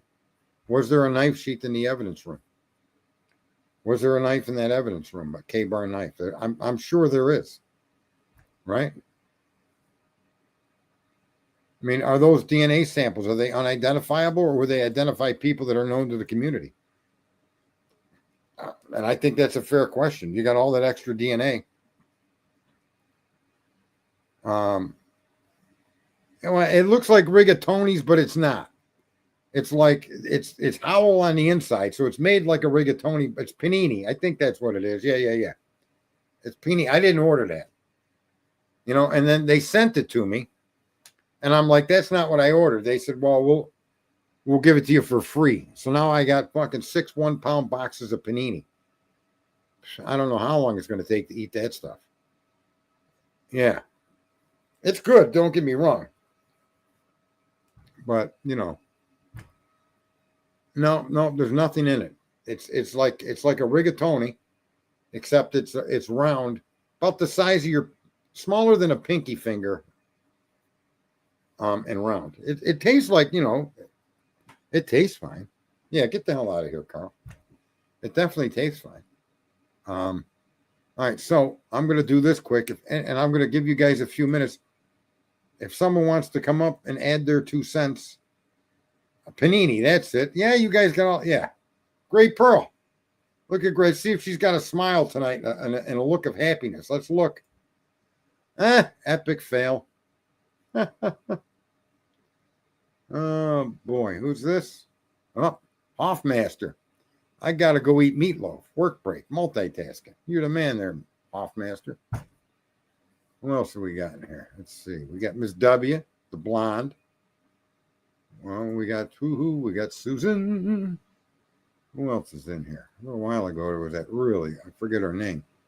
But bam, she's got a hell of a picture. I'm scrolling through. Uh-huh. There we go. We got ourselves a blonde. What the hell is her name? I'm bad with remembering names. Got an early start to my business. My seasonal business is opening earlier this year. I got half a dozen jobs that I've got to start getting my hands into. There it is. Where is she? There we go. Got a cricket on my screen. Check it out. Little Red Riding Hood. What up? Cricket. I think I'm going to get me a Cricket phone now, just because I always have to say the name Cricket. Cricket this and Cricket that. Cricket me this.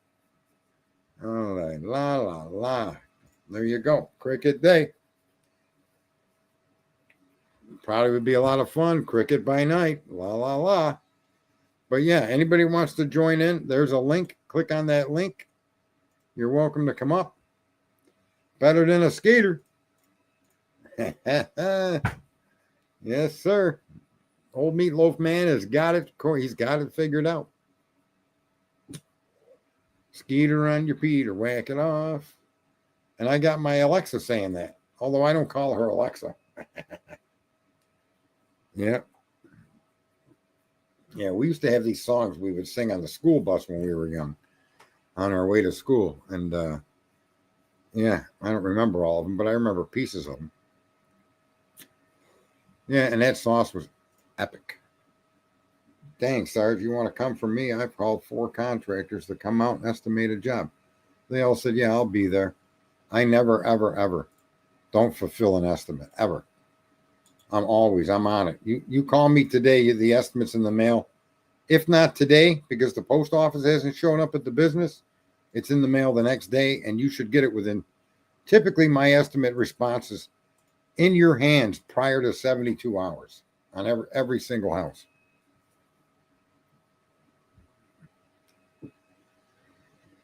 I don't know.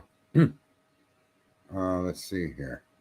Yeah, I want to highlight other people's comments, but I'm stuck on images right now. I'm being a visual.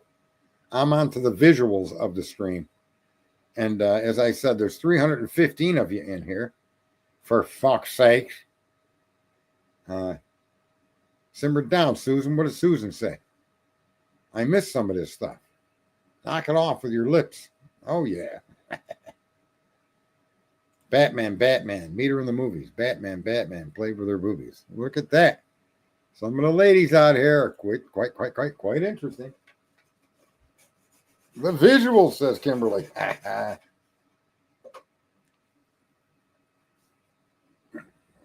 Yeah, the rumors and stuff, Kimberly, are just make it more difficult. I mean, in a sense, yeah, Thomas, I'm a general contractor.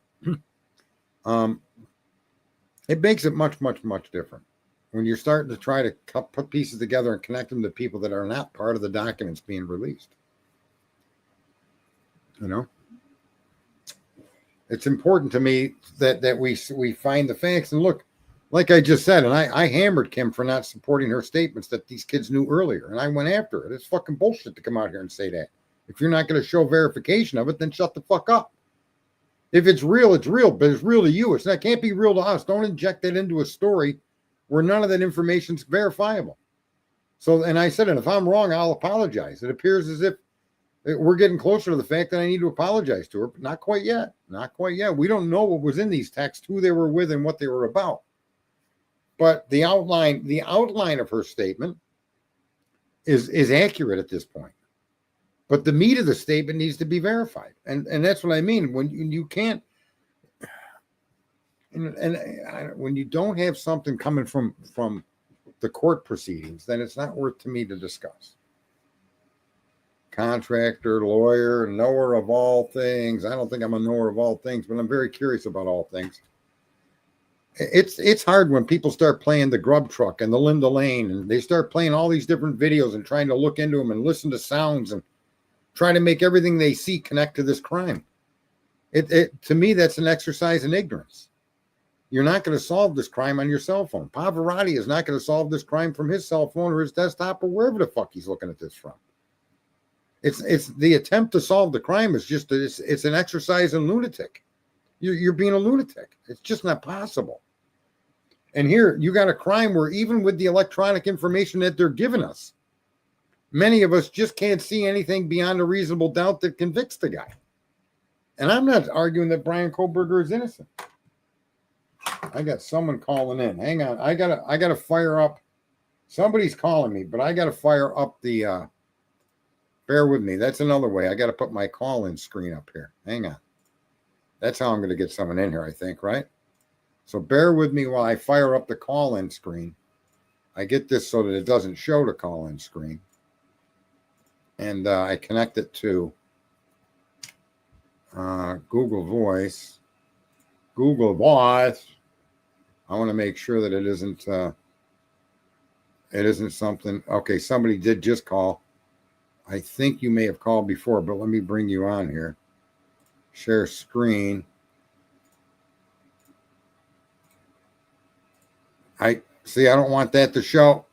All right, good. All right, so it's not going to show, but it is present. So, caller, give a ring back. If you're calling in, I'll say area code 614. Give it another try. It's mental masturbation. I'll go nowhere. They're trying to shut Cy Ray out. I don't know that they're going to be able to shut Cy Ray out, but time will tell, right? I mean, hang on. What is this thing doing here? It's driving me crazy.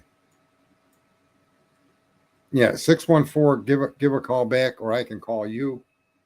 I want to make sure that your full phone number doesn't show up on stream or on YouTube. Let me hit live on YouTube to make sure it's not showing, and it's not. It's definitely not showing on Rumble. X, we've got 220 visitors on X. You guys are crushing it. And there's 320, so there's 100 people on YouTube. And 220 on X. X is like killing it, bro. You guys on X are right there. Let me see if this works.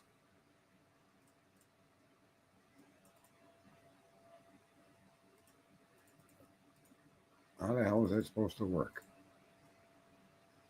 Uh-huh.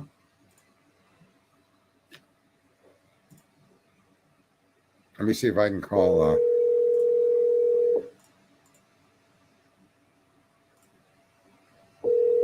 Can you guys hear a ringy dingy?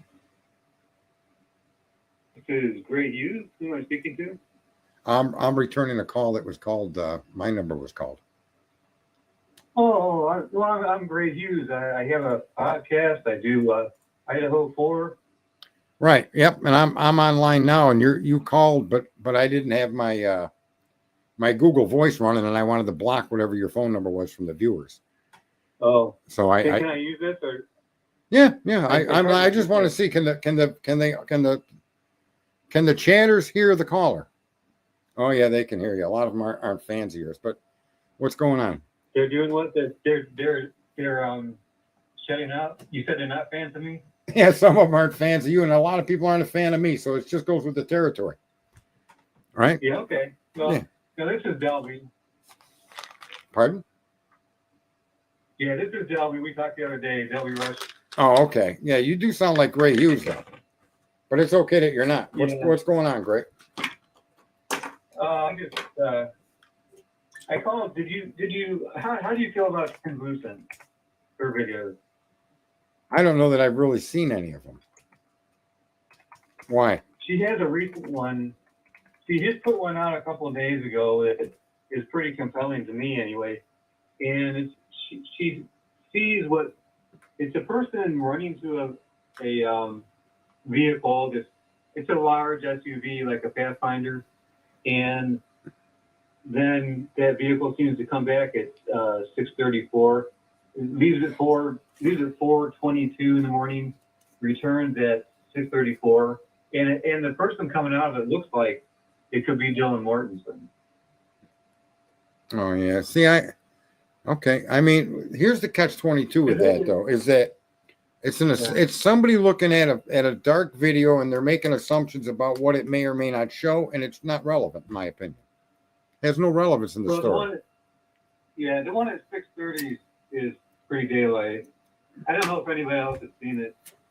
Yeah, there's 6:30. There's also that guy Get a Clue, and Murphy Knows All, and he's gone through all of those vehicles, and he does it for like a 24-hour time, or as long as that video is available from Linda Lane, the entire period of time.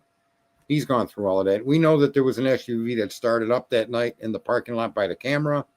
We don't know exactly what it was, but it could be a Range Rover, could be this, could be that. And I try to keep that out of the stream because there's no mention of her leaving the property. So until there is, she didn't. Fair enough? Yeah. Okay. Oh, yeah. That's fine.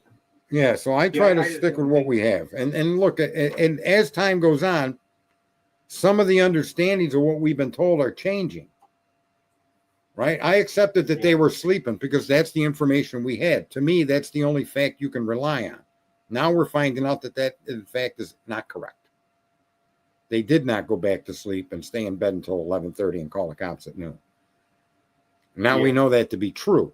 Now, a lot of people were saying that it happened, that they did not go back to bed, but they had no way to prove it. And so I'm one of them people that are very anal about the data that you look at has to be verifiable, and you make summations based on the verifiable data, which, if you've got a brain to think, can change, right? They gave us some statement that they went to bed. Now we know that is at the most they went to bed for 3 hours. They were silent for 3 hours. As far as we know at this point, that could change, but they were silent until 7:30 a.m. On their phones.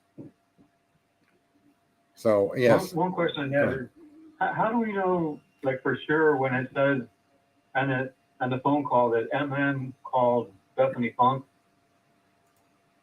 That how do we know who MM is? Like, people are, I think, assuming it's Manny Mogan, but what if it was Matt Moy who's having the party right next to him, behind them?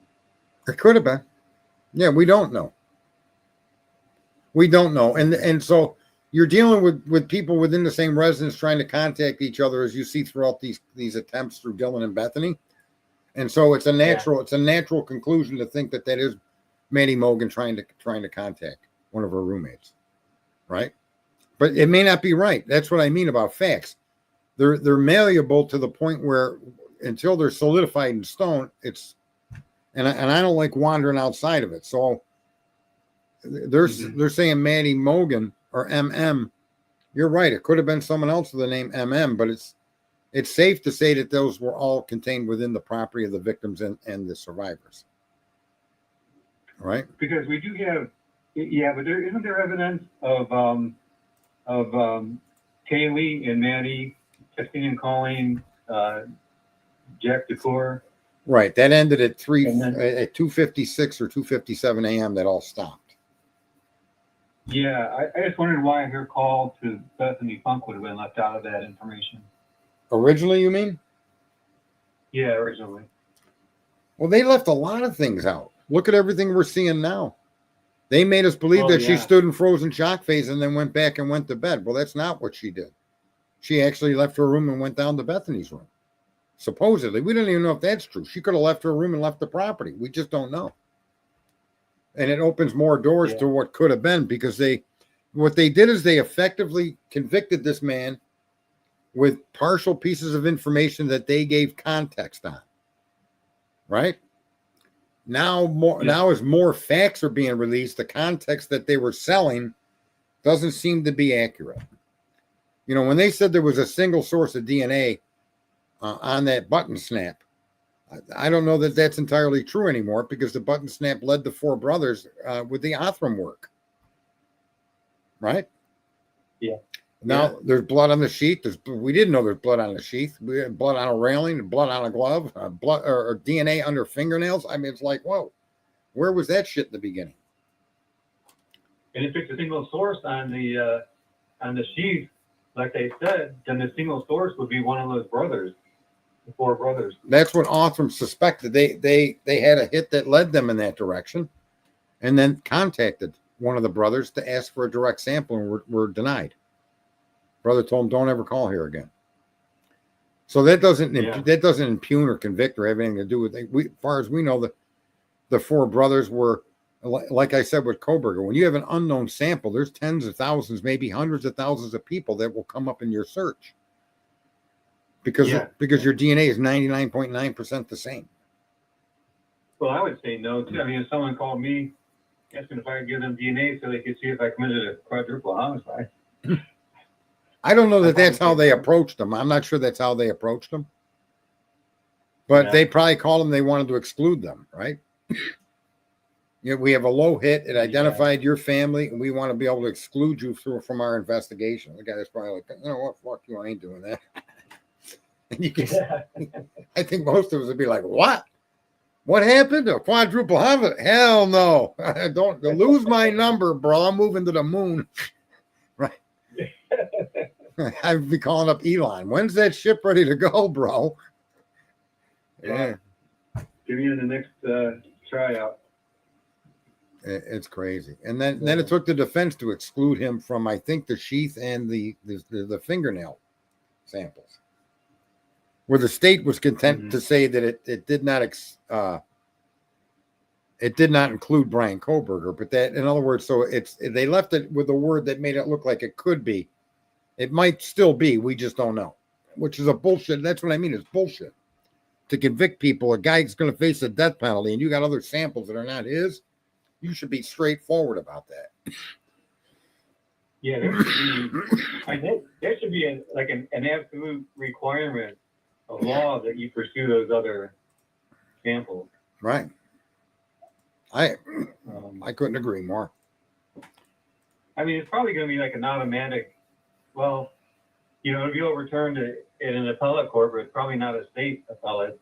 They probably have to go to the United States appellate somehow. Yeah, they're probably going to have to bring it to one of the district appellate courts, 9th district or whatever covers that area.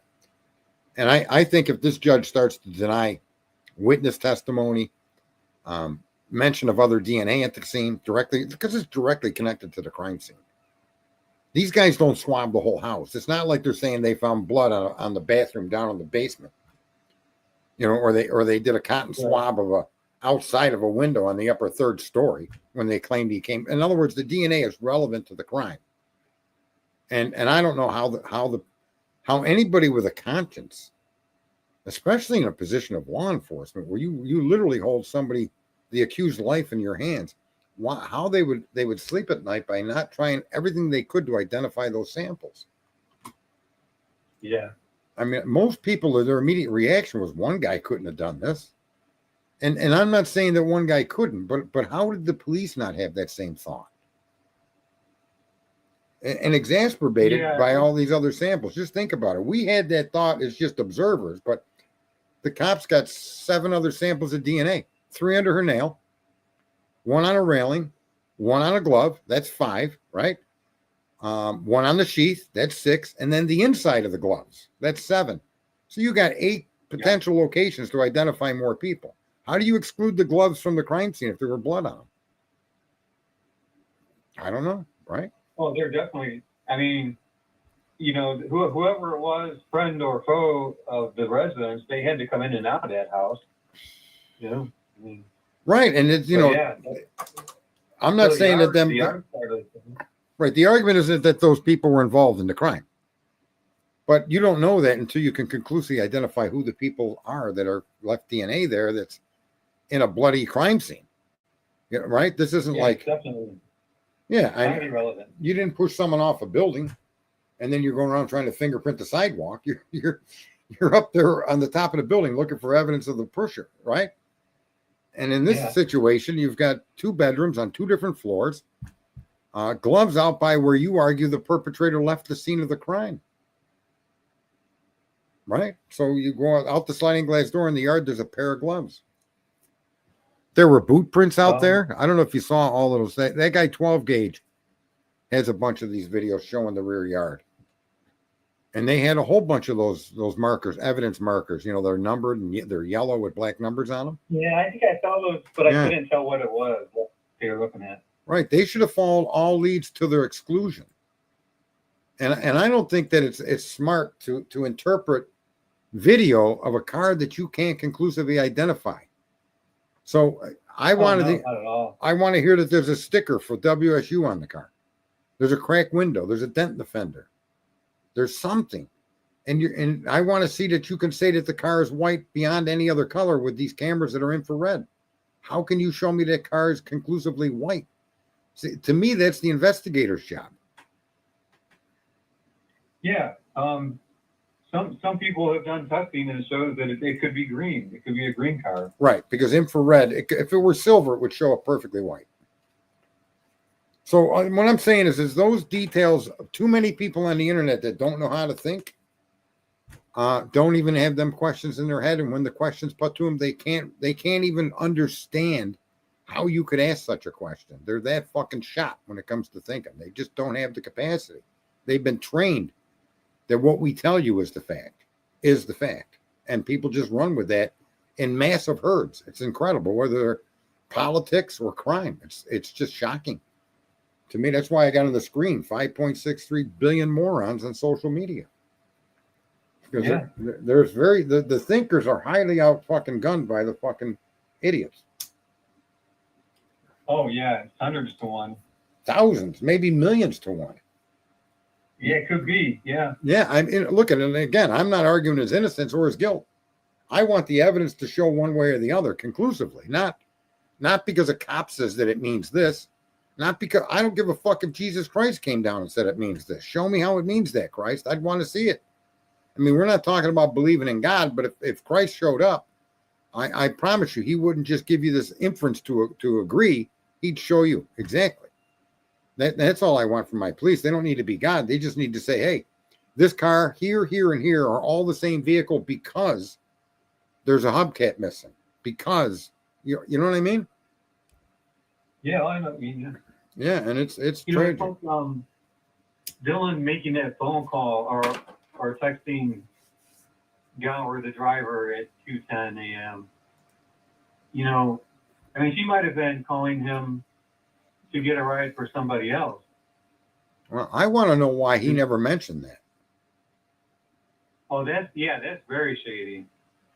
He injected himself he into said this her case, name, did he but- not? And he told us these details about, I didn't pull in the driveway. I pulled up out front because, we're trained not to pull into the driveway, even though I usually do for them. And he went into this story about what he did that night with these girls. They were normal. They weren't talking about anything unusual. And yet he had a text relay between him and Dylan. Cluminati said he may not even have known who he was answering to, but I find that a bit odd that she has his contact number and contacted him, and he didn't know who the hell he was replying to. I guess it's possible, but I think that's a stretch, though. it's given the benefit of the doubt where it's you got to give people the benefit of the doubt. I get that, but she called in and asked if he's driving. I mean, she definitely knows who she's calling. Who she's texting. What? I mean, Dylan didn't just text a random number and ask if they're driving. Thomas, explain what you said. You have to hear what comes out of his mouth. Thomas Sharp. SG is on News Nation. What is he saying on News Nation? Just recently, you mean, or is he on tonight? Can you give us a summation? Is he protecting these girls still?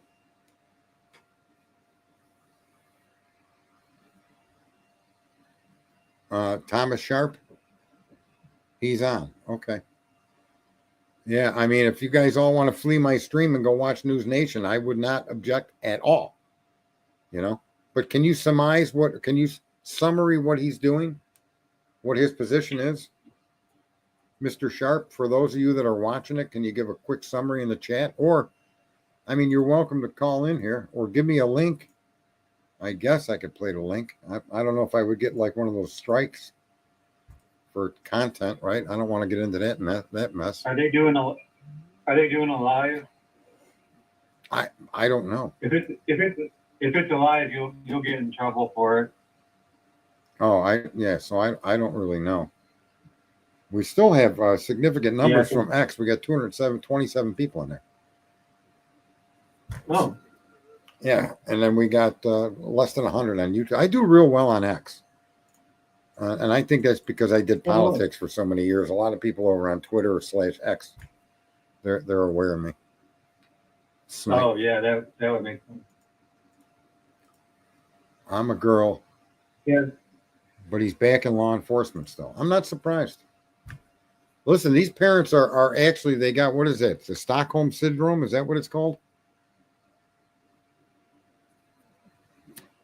Where somebody becomes part of a criminal cartel because they've been captured and they become, they eventually get talked into being part of that team. Was that the Stockholm Syndrome? Is that what it's called? Yeah, that's what that is, yeah. So these parents, all of them, are trapped by law enforcement. You're just trapped. I mean, they're telling you that they got the guy for sure, and it's shocking to me that Steve was out saying that they got more than just the button snap. They got DNA from the sheath or from the sleeve. Now we find out that sleeve DNA and what was under her nails are just not Brian Koberger. He said they got a lot, and yet now he's seeing that it's not. Now he's seeing that, in fact, these young girls were not just awake through the whole event, but there was a 3-hour pause. I don't know that 3-hour pause isn't sealed. I know the judge said he wanted to remove the seal on a lot of this stuff, but is some of this stuff still sealed? What did they do between 4:30 and 7:30 a.m.? What's that explanation? And why from 7:30 a.m. did it take to 11:58 a.m. to call the police? Stockholm. That's it. Yeah, thanks, Thomas. So, these are questions that aren't answered, and it's a shame that this stuff wasn't put forward earlier in the narrative. Right? What do you think about that? Oh, for sure. I mean, everything that they do release just makes me wonder what more they have, because it looks a lot worse, I think, for Dylan and Bethany at this point.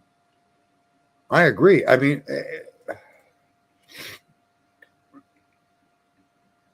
I don't know about they want it over to get paid and then move on. I think that they're trapped. They have to trust in the investigation.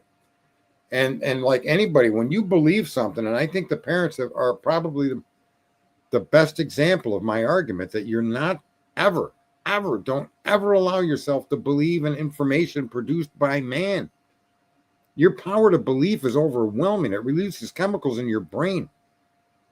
It's something that only we can do as creatures on this planet. And that power to believe is why religions are so well ingrained and so well entrusted that you don't need to see God. You accept him to be there and nothing can talk you out of that. Believing is an extremely powerful fucking human tool. And that's what they've taught people to do. They don't teach people how to think and analyze human information. They sell it to you and get you to believe it. And once you believe it, no matter what comes forward that contradicts it, you're not going to let go. I mean, try to convince a Muslim to be a Jew. Go ahead, have that conversation. It's not going to work. Vice versa, Jew to Muslim. And that man, it's just so dangerous. And that's what colleges do. They teach you to believe. Teacher tells you a story about a man named Jed, you got to believe it. He doesn't teach you. He doesn't teach you how to go research it. He doesn't teach you how to think, how to question it. Remember it. Correct. You got to remember it for a test. Right. That's why I didn't like school. My first experience in school, and I'll never forget it, was in kindergarten when I saw a globe. And when I was a kid, they hadn't come up with tectonics yet. That was still a wild theory. That was like fringe science. But I went as a kindergarten and I said, all of these pieces of land were connected at one time. No, that's just a coincidence. I said, no, it can't be a coincidence globally. They all had to connect. And I was so insistent on that, they had to remove the globe from the classroom to shut me up. How could you make that argument that these were all one piece? Now, and then a few years into my schooling, doesn't that start getting taught? Pangea. I mean, I was able to think and then question what I saw. That's the whole thing about thinking. Thinking is questioning and then seeking an answer to your question. And if you're wrong, then you just learn something. If you're right, you also learn something. But the issue isn't whether you're right or wrong. The issue is that you seek an answer to a question. That's what thinking is. And they just don't teach that in schools, man. It's a tragedy. Fuck, they told my daughter electricity comes from a light switch. I went to that parent-teacher conference and I said, if you're going to talk about electricity, you need to have a grasp of it. And you're telling my daughter, a 7-year-old kid, you're going to talk about electricity? Okay. But don't you dare tell her it comes from a light switch. It comes from deep underground with people digging for coal, breathing in dirt and dust. That's where it comes from. It starts there. And that material is then ground and refined into a powder, and it's lit on fire and injected in a big stream to boil water, which then the steam turns a generator. And that generator is where your electricity is then produced and sent down power lines, which are made of copper, that end up at your light switch. The light switch isn't where electricity comes from. I mean, come on. Yeah. They'd rather me not come back to parent-teacher conferences. And I said, yeah, it's because you don't want to be educated by me. You're supposed to be the teacher. Teacher conferences kick you out. It's bad. Yeah. I wasn't rude about it. I was polite as I was right here explaining it. So, come on. I'm glad you want to teach electricity to a 7-8-year-old, but let's be real and show them where it came from, how it was invented, who and what people, all those things that matter. Not that it comes from a light switch. My God. You talk about you think about something and you try to understand it and you update your understanding as you can. What I think right now, what I think is my main thing that I'm looking for that I think may have happened here. What you start with Dylan and Bethany. I think that them and Oliver, I think everybody knows who did it. And that person knows Bethany and Dylan. At least one person, might be more. And I think what's going on is that behind the scenes, you've got all these people who are culpable, and it's like a showdown, it's this reality. You got Dylan and Bethany in one corner, you got the perpetrator or perpetrators in another corner, and you got Moscow in another corner, and they're all wondering who's going to get shot first. It's like the good, the bad, and the ugly at the end there. Because they can all, Dylan and Bethany, if they know who did it, then, they can they can turn on them. But the person who did it can now say, because they didn't call 911, that they were in on it. So they're all. Yeah, that's You a know, dynamic that could be in play. That's definitely a dynamic that could be in play. I got you, you Yeah. got me. I mean, you didn't do the right thing, Exactly. right? Or you knew. Yeah. And you know, again, I don't see any crime scene that was forced entry occurred. I don't know how reasonable that is to tell me that somebody came in from the outside when you can't even portray a forced entry to a property. Well, and the fact that they don't even really discuss that guy. I mean, like I said before, like most people. I mean, if you wake up at 4 a.m. and there's some stranger in your house, you're gonna do something about that. I mean, how about she can't even recall if the kitchen light was on or not? Everybody's been arguing for 2.5 years that that light in the living room on that one sign was all that was lit. And none of us knew that to be true. Right? That's an assumption. Now, Dylan is saying, I don't know if it was on or not. So the correct assumption is the house was completely lit. I think that's a fair assumption to make until somebody can tell you that it wasn't lit. It's nighttime. People were up. Someone just got DoorDash. Someone got a delivery. Dylan was awake. Bethany was awake. Xana was awake. It's possible that Bethany and Maddie Mogan were awake. And we were told everybody was sleeping. And we now know that to be inaccurate. It's not true. Xana when she got a DoorDash. I don't know. So this is what I say. And everything they're telling me is not true. So I have to accept the opposite is most likely. Do you follow me? Yeah. I mean, you're telling me Dylan and Bethany went to bed and didn't wake up and called the police when they woke up. No, I don't accept that. That's not now you're telling us, and I don't accept it, not because I believe, but because you're tracking their interactions with their own phone show us that not to be true. Right? Yeah. Oh yeah. And it's evidence. We got evidence now that clearly contradicts a lot of things that were said early on. And I hope Ann can make that argument in court. It's one thing to come into court with this. Now you've then ironed out all of your bullshit. Now you're going to tell a story, right? Mm-hmm. And that's okay. But what about the story you told to arrest my client? I think that stuff needs to be presented at trial. They went from all of this to where they are now, and now they're certain that what they're telling us is absolutely accurate. However, and I would do this with the policeman. I don't think they can prevent her from doing this, and I really hope she does. You told us that these two young women went to sleep and didn't wake up until late in the morning the next day and then called the police. Is that accurate? No. Well, why did you document that? And is this your document? Did you sign this PCA? Well, I collected it from several different. We had a team. Well, then who on the team wrote that? I don't know. Well, then I would go for every team member until someone admits it. Because you can't tell me one thing and then another thing is true. I mean, you can do that, but the point is the jury needs to be aware that this whole case is based on, this is the story, but the man's name wasn't Jed, okay? It was John. Mm-hmm. It's a different story. He didn't go out and shoot the dirt and find oil. That was Jed. What John did is he went out and he shot a deer. Two different stories. So, yeah, look at the Lizzie Borden case. Took an axe and gave her, her mother or father 40 whacks? What the hell? You know, to see one person can do a lot of damage with even a small knife. I've told you about this before, that Apple River stabbing. There's an actual video of that. Somebody was recording it while it happened. Mm-hmm. And you can see this guy, he's like 52, and he just has this small knife, little pocket knife, and he does a tremendous amount of damage to like 4 people, I think. Well, it doesn't take much to do damage to people. You know, give me a claw hammer and you could probably wipe out many people before you're stopped.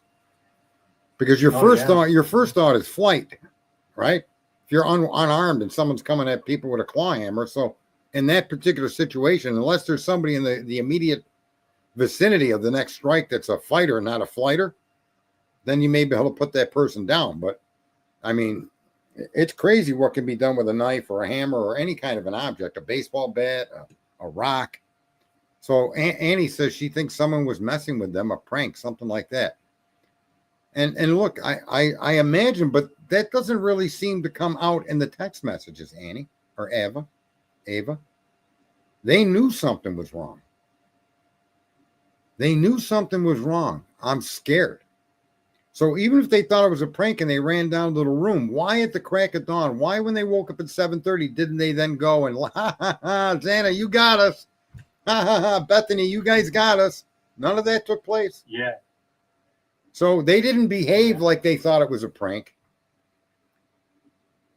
So, you know, I mean, I'm sure people are out there online making that argument. I think Steve Gonzalez is the one that started. They all did pranks. Well, Steve, this seems to be a bit more of a prank than anybody was intending to find. And these girls knew, please be passed out. Please be passed out.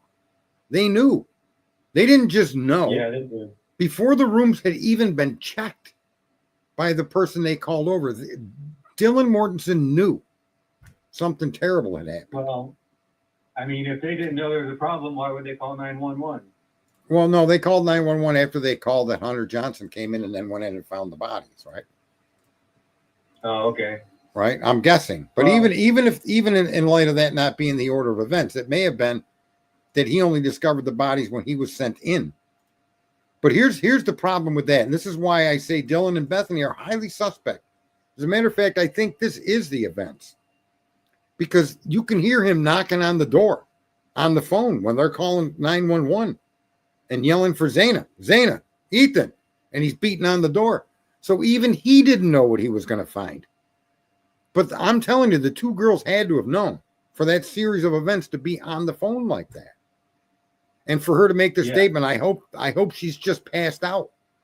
See, I honestly think, and I don't care how many people this turns off, I honestly have this gut feeling that Dylan was involved in this crime, directly involved. Everything she does is I have right from the start too. But now we're seeing more and more things, and I don't know that anybody until just now. I'm glad person brought up that prank comment, because if we're to believe what they've shown us, even Hunter didn't know that there were deceased bodies in that home until he opened that door, and then he came out. Everybody out, get out, get out. You see, how did Dylan have the idea to say, I hope they're passed out?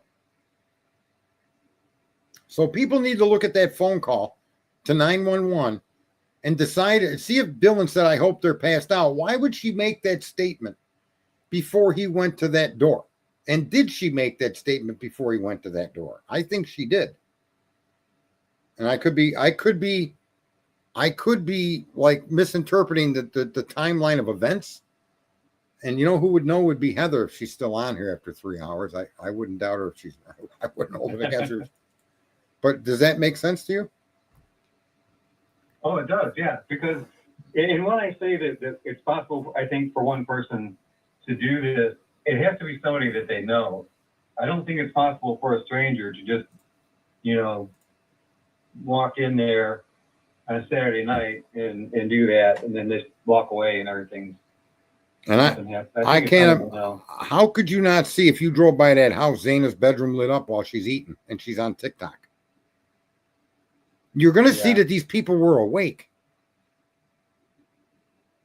Kids always leave the room. Look at, I got a woman here cleaning my house that I dated years ago, and she's still like she's who she is, but she'll go in the bathroom and come out and leave the light on. Leave the kid. And I'm not worried about the cost of electricity. It's a distraction. Like when my kitchen light's on, where my couch is located, it shines a light over to where I'm sitting. And I'm trying to watch TV. I don't want the kitchen light on. So, I don't give a fuck if it's $1 million a month to pay electricity. I'll pay it. So to me, it's not even a money thing. It's just turn the fucking lights off when you leave the room, please. I'll pay you to turn the. Is that what it's going to take? Because I'll pay you to turn the fucking light off. Just turn it off. So turning off the light. Yeah, fucking hey, man, just turn that shit off. But so that's why I say Dylan doesn't even know if the lights were on or off. How could she not know that? Yeah, I mean, for somebody who seems to have been in lockstep with with the whole thing from start to the middle to end, she sure doesn't know very much. And her actions, and I think that's a crucial thing to say, to determine, folks, is if she mumbles, I hope they're passed out before he discovers the crime scene. I think that's a very telling statement. I also think her statements to the police are extraordinarily telling. And her excuses of being dreams and nightmares, and I don't know if I was awake or if I wasn't awake or what happened or what wasn't happening was real. That to me tells me that she was involved in the crime. That's what you hear constantly when you have a lot of people they're trying to cover themselves up. And then she described somebody that may in fact have been in the home. She may have known who that person was, or there may in fact have been nobody in that home except her. And what she heard going up the stairs was in fact her coming down because Zaina had heard something. And that's my first thought when I just tried to analyze the crime scene from an internal point of view with no external outside interference, has Zaina running into Dylan as Dylan's coming down from what just happened upstairs and seeing it and then turning around to run and Dylan then chasing her down. I think that's plausible based on the data that we've had. I'm not saying Dylan killed anybody. I'm saying that particular set of circumstances fits very well with her observations and her own personal statements. And now that we see what's going on with the phone call to 911 and that amount of time where they were awake and obviously conscious of what's going on to some extent. And why is it that the first text to her only went after the supposed crime was done? 4:19 was the time that Bethany messaged Dylan. Dylan didn't message Bethany first. Right? Right, yeah. So I think that entire series of events are scared or screwed. She may have meant screwed. I'm so screwed. That may have been exactly what she meant to say. Rather than, and everybody says, well, she must have been scared and it was autocorrect. Well, that isn't even spelled right for an autocorrect. Or would you spell scared that way? SCRWED? Well, that's screwed. No, she definitely did not have autocorrect because she had a lot of words that were wrong, spelled wrong. But that word seems conveniently spelled wrong. Screwed. Or am I misreading that? Yeah, we'll never know. It's like so much more in this. But the one thing that stands out to me is that it seems like every time a little bit more information comes out, one thing it always includes is that these victims, well, Maddie and Kaylee at least, they seem to have been always under surveillance the whole time from like 10 o'clock on. And what do you mean surveillance? Like there's always somebody with them that had their eyes on them. Like they got a ride from the house to the corner club from Eric Gower, and then from there they walked over to the grub truck, and Jack Showalter went with them there and was with them the whole time there, and right up until they got in the car with Eric Gower again. And then you got Dylan and Bethany saying that they were home by 2 o'clock, like they saw them, that they were there at 2 o'clock, and then everyone was in the room or in bed by 4. And then you see where Dylan now texted this Eric Gower driver at 2:10, and it just, the whole thing just looks like, how could anything happen? You would think these were the two safest people in the world. It sounds like everybody's looking out for them, right? And somehow somebody squeezed in there, and out of 6 people, they took out the 4 that were the out group, and the 2 that were high school friends and still in good standing with his sororities. They were left alone. Well, my observation originally was an act of jealousy, and here's where I connected these particular dots that offer a potential scenario by not stepping out of the circle of people. There would be a confrontation took place between Dylan and Bethany and Maddie, and that confrontation was based on Dylan bringing Bethany back to be her number one And then she broke away from Dylan and started hanging out with Maddie when she was supposed to be there and was invited by Dylan to be with her. So there may have been some triangle there. And that would fit into what they had said originally, jealousy, or it was a rage that took place in that room. Then when you connect it to somebody walking into a crime scene with a knife in the sheath, loose, combined. So that doesn't make sense. As an ex-criminal, you don't enter a property to do harm. If your intent is to kill, you are not going to be equipped with a K-bar inside of a sheath in your hand. The K-bar is going to be all by itself. Sheath is left in the car or left home, or it's going to be attached to your belt as it's designed to be. If your motive is to commit murder when you enter that home, you're ready to commit murder from the instant you cross that threshold, because you do not know what you're going to walk into.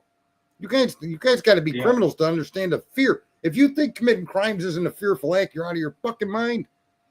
And if your intent is murder, it's what we're being told happened here is the equivalent of going into a crime to kill people, and your gun and your bullets are in two different pockets. It's insanity. So that's why I said it appears that knife may have always been a part of that property. It belonged to one of the victims or Dylan. And that it was never an intended murder. Nobody went upstairs to kill. They went upstairs because they were furious at being dissed like that. Yeah. And then a fight broke out. There could have been another person. Another person could have came there on Dylan's side and Bethany's side, and they might be someone who always had a knife on them. Right. And here's the thing I want to say, folks, because I'm big on saying don't make crazy theories, but in this instance, what I'm trying to make sense of is what facts do we have that can be arranged in a way that would fit the picture of what we know. And I think that when you look at it from that perspective, you have to question the involvement of an intruder. That has to be suspect with what we found here, especially with the knife sheath being underneath the victim and underneath the comforter. That's such an unusual place for it to be. I mean, did this person keep the sheath in one hand and strike the knife with the other? I mean, I don't see the sense in doing that. And the fact that your hand would be, I'm sure your second hand would be involved in the fight. How could it not be? And you're fighting two young girls. So, I don't know. I never accepted that they never really told us that the house was broken into. There's no statement of the house being forced entry. We have to accept that these girls just left the door unlocked. And this guy walked in with a knife in a sheath and then walked up 2 flights of stairs, or a flight of stairs broken up into 2. And then went ahead and took the knife out and held the sheath in his hand or stuck it in his pocket. But he wasn't in bed. That's the other point. That whoever the person was not presumably in bed with them. So how does the knife sheath end up underneath the victim? If the victim didn't place it there themselves, if the victim themselves did not pull that knife out to ward this intruder away, and they lost control of the knife. Yeah. Does that make sense? They lost control of it. Yeah. Laid it down beside them. Right. Look, and I'm not saying that it happened this way. I don't want anybody to be confused. I'm not painting a picture of what happened here. All I'm saying is that with the information we have, this picture is paintable. That's it. Oh, yeah. Right. I don't know where an outsider came in to do this. I wish that there was something in the statements where the sliding glass door was forced. The lock was upside down and they lifted it and opened it. There's no, they don't know how the guy got in. If the guy got in, front door, back door, how he left, they don't know. It's completely fucking, I don't know. Yeah, it's starting to sound more and more like it happened during a time frame when the police are over on West Taylor. And, that would be just one more reason not to go into some stranger's house in that area. There's that too. There's activity in that neighborhood. There's activity. Oh man. I don't know. Look, and forgive me, Dylan and Bethany, okay? I'm not saying you guys committed a crime, but I am saying that what's been released to the public is not pointing to an outside intruder. And if it is, it's because the fucking prosecution isn't giving us that information. For whatever reason, it's being kept secret. And the defense is arguing against all of this evidence, and you don't see anything being argued against that hasn't been discussed for the last 2.5 years. There's nothing new here except exculpatory or questionable information. Yeah. Okay, they're saying Brian Koberger bought a knife. Let's verify that through facts, that it was done from Brian. They're saying it was done in Pennsylvania. They found a knife that they didn't identify in Pennsylvania. When you read the evidence list, they found they listed on the evidence list as knife. Was that a K-bar? You know, Kathy, Indie Zone. Yep. She had something on her channel about him buying a K-bar knife, a sheath, and a sharpener. Okay. And that's fine, but that was done in Pennsylvania of March of 2022, before he was even there. Yeah. There's a search warrant that indicates an unidentified knife was found there at his house, at his parents' house. Oh. Yeah. They list a couple of different objects, but when they just put on knife and they don't give a description. They don't say K-bar, they don't say wood sheath, they don't say nothing. And everybody back in the day was like, see, they found the weapon. No, we don't know what the fuck that knife is. We still don't know what it is. You see, so this is what I mean. It's just, you can't conclude that the knife he bought has anything to do with this crime. You can almost surmise that whatever knife he bought in Pennsylvania, it appears like it was still there because the police identified finding a knife and guns, right? And IDs and blah, blah, blah. It's all in the evidence that they released from their search warrant in Pennsylvania.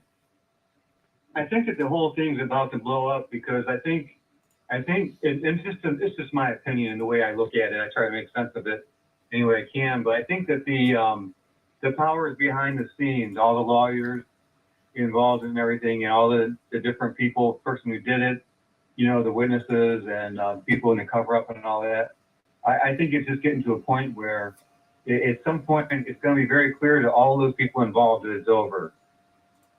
You know, because somebody's going to be the first to you know, it's the best deal. You know, they're going to, and I think that enough evidence is out now that a lot of people are getting really nervous about, well, can they really trust this person not to say it was them? I don't want to exclude Brian Koberger as the potential person that committed this crime. I don't think there's enough information that's so contradictory that it would be natural to think he didn't do it. However, it's no more. I won't accept that until I'm able to see that he didn't do it. And the fact is that there could be evidence that comes forward, or there could be points that are made that connect dots that just aren't being connected. And so until those dots are connected, I don't exclude him from the potential killer.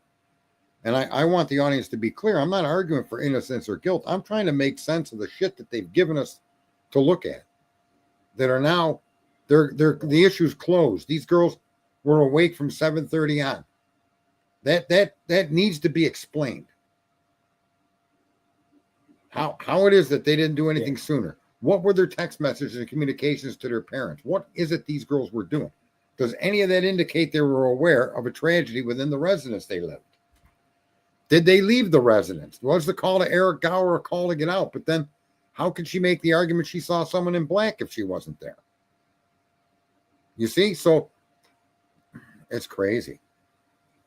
It really is.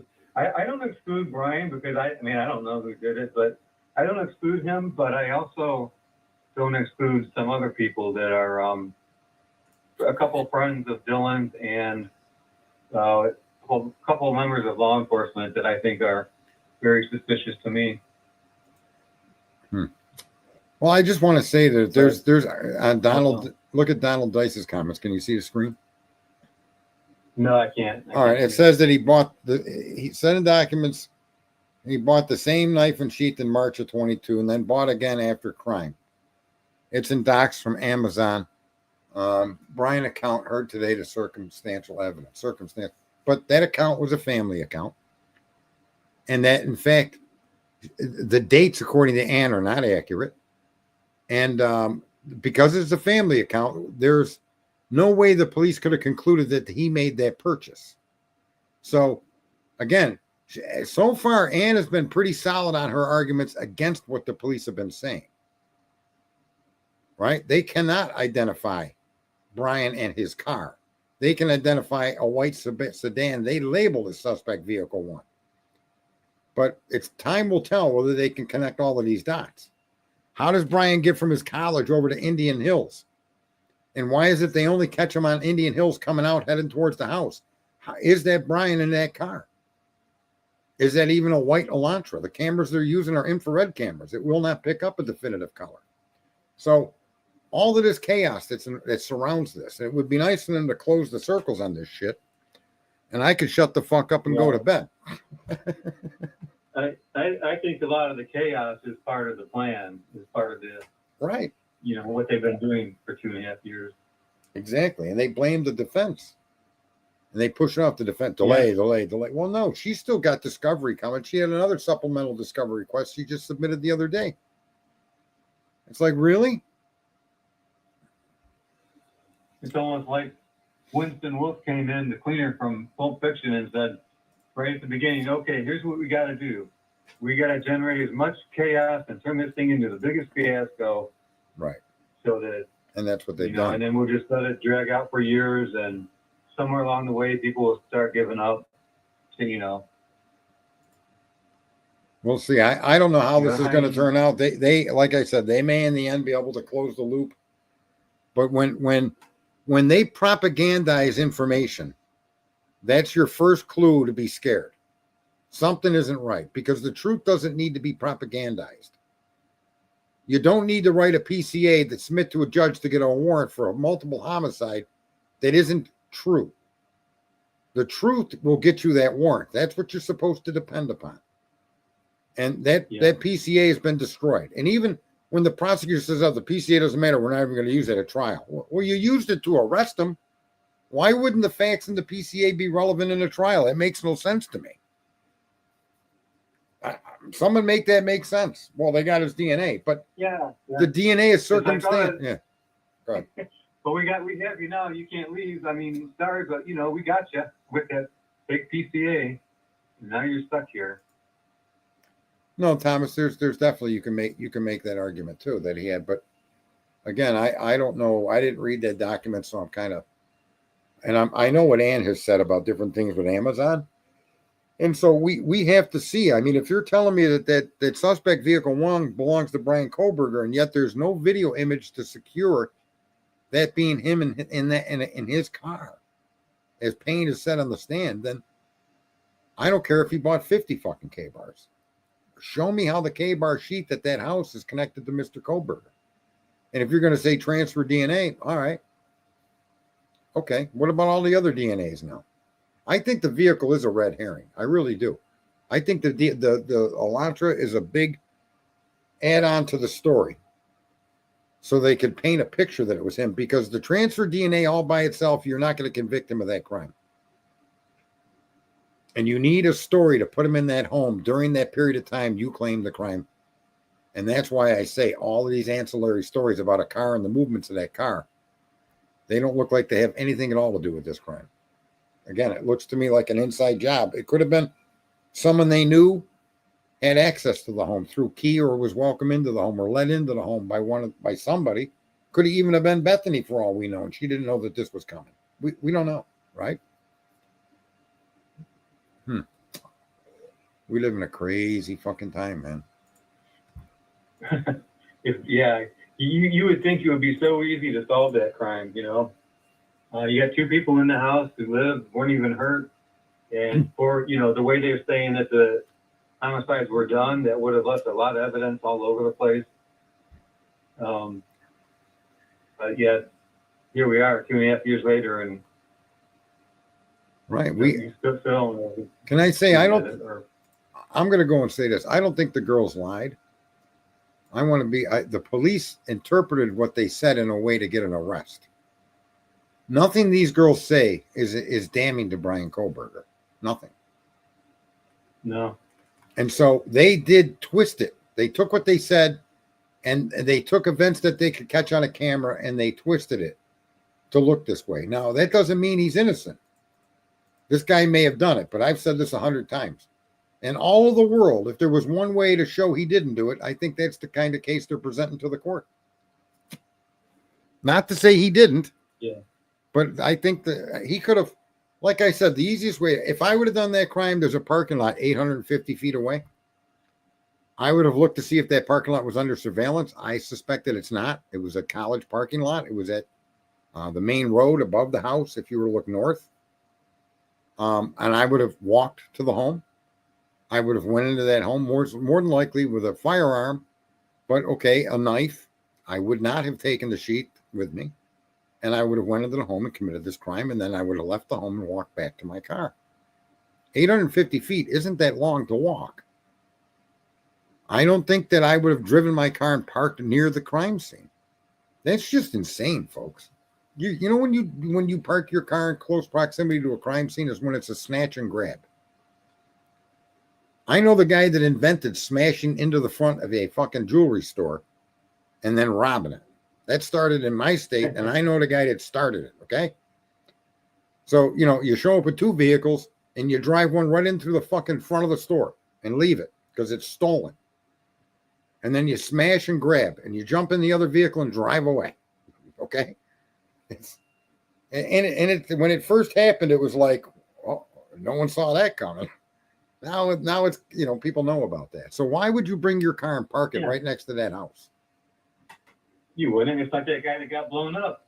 The car that had all the explosives in it was stolen. Nobody drove their own car up there and full of explosives and blew him up when he came out. Hey, Candy Girl. I don't think that that's indicative of his involvement in the crime, because they're not telling us that they didn't. They did tell us they found a knife in Pennsylvania. So that we know that to be an unknown knife. They didn't describe the knife they found in Pennsylvania. And if you've been around through the whole case, Candy, that the fact that they didn't identify the knife was what all these guilters were screaming through the top of their lungs. It proves that Brian Koberger had a K-bar. They found, blah, blah, blah. Same thing with Amazon. They've been yelling Amazon proves that he bought the knife that committed the crime, but doesn't. They were telling us they had the idea of the car. They had this car did this, car did that, car parked here, but now you're finding out that that's just not accurate. We were told the girls went to sleep and didn't wake up till late the next morning. Now we find out that's completely not true. The frozen shock phase, not true. There isn't one iota or one period of time under which they claim the crime took place that Dylan Mortensen wasn't in conscious communication with Bethany. Not 1 minute. What frozen shock phase? So, I don't know. And this is America, man. It's just not supposed to be that way. I have to give Dylan and Bethany credit for not jumping on the Koberger bandwagon. That would have been an easy out. Man. Listen, I'm a realist. I used to hang out. I got a lot of people of different backgrounds. And one thing I would never do is let my black friends drive when we went to score drugs. Fuck no. Okay? Because you get pulled over for driving while black in those neighborhoods, and I ain't fucking having it, bro. You wait here, and if you don't trust me, then fucking crouch down in the fucking passenger seat. Okay? Because I get it. I don't agree with it. I don't like it, but it's fucking the world, bro. That's how it can work sometimes. So, yeah, no, you're not driving us. No. Yeah, or walk around with you? No, I ain't doing that either. Not in a fucking drug neighborhood. Hell no. Nope. You put targets on our backs. Fucking Oreo cookie walking down the street. That shit ain't right in a neighborhood that's all black. Sorry. Something ain't right here. And they'll stop and question you. I know that to be true. Good, bad, or indifferent. Fair, unfair, racist or not. I'm not the racist. I'm just the one that understands racism exists, and I ain't going to get caught up in a black driver, okay? Fuck you, bro. You sit in the back. Man, we used to call this one guy Boop. Anyway, go ahead. Oh, no. I mean, have you ever considered, this sometimes I wonder about this. What if they had actually, the problem has been overdoses, and the whole thing about covering it up isn't covering up homicide. It's just covering up that drug use. It's an awful lot of stabbing for some drug cover-up, right? But we didn't see the stabbings, though. I mean, well, yeah, we don't even know. I mean, we've got stories of 50-something wounds in one of the victims. We don't know that that's true. That's what I mean. There's a lot we don't know. There's just a ton we don't know. And, you know, the argument that Zana was on TikTok at 412 is a very confusing fucking statement.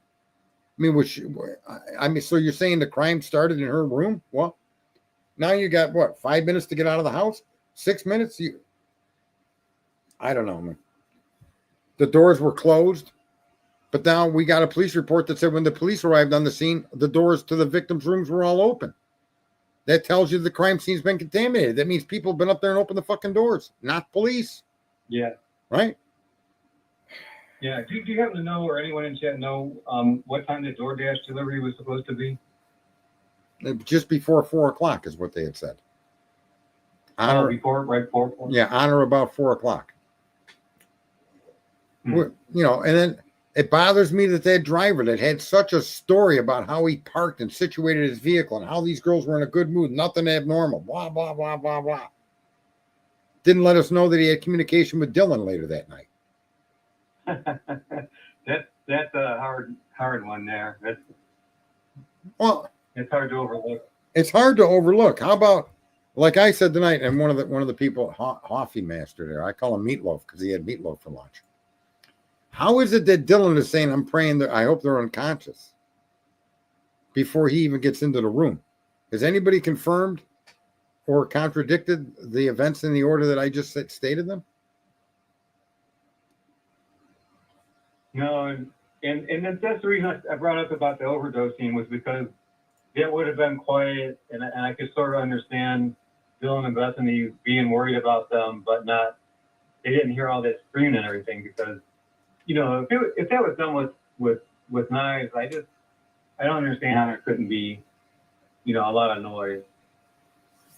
And I want to say this, I don't suspect that this kind of a crime is going to make sense, but there are going to be things that people can reasonably say fit, right? I mean, it's the kind of crime that took place here is beyond comprehension. This is just an unusual, this isn't a serial killer that killed 4 people in 4 different houses, or, you know, this is a pattern of events that have been taking place across the country. This is a single event with this kind of a crime.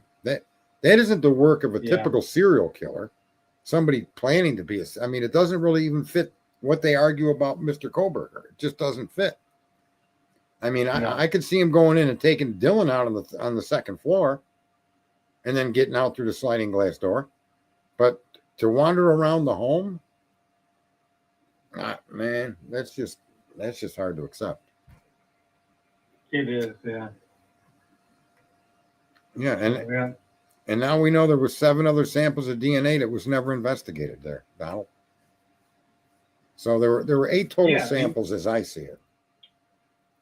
You have a bizarre story inside the house. You have a bizarre story outside the house, and you have a bizarre story of the investigation. It's all,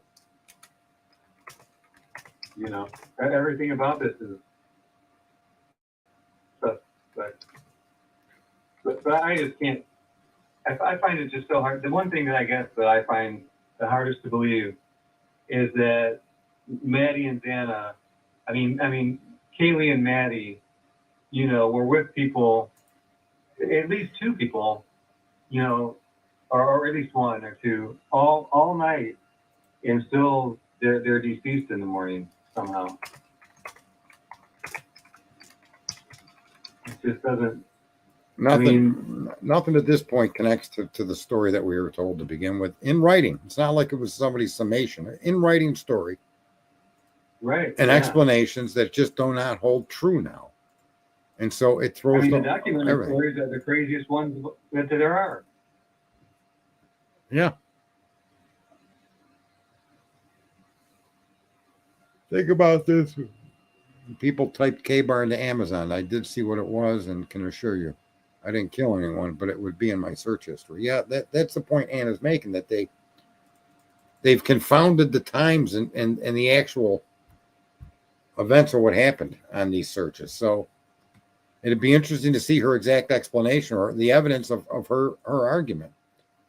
You know, I'll never forget the car going the wrong way at the wrong time on the wrong road. That can only mean that a car that was supposed to be at that house wasn't at that house. And it was traveling away from that house. There's no other way to understand that statement. And now we know that car was at 4:01 a.m. going the wrong way in the wrong road at the wrong time. Well, that's the car you used to identify his as being his. It just doesn't make fucking sense. Right? I mean, if that car's traveling south away from King Road, on Ridge Road, right, going the wrong way, only tell you. I mean, it's mind-boggling. All right. Well, this has been a hell of a stream for 3 hours and 10 minutes. Yeah, I don't know how you do it.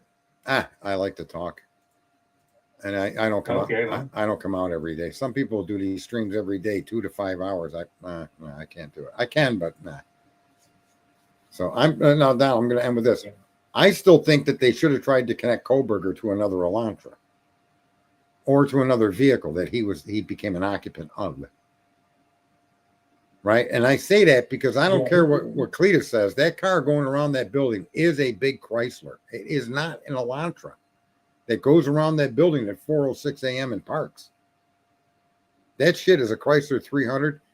And there's no way to misinterpret that.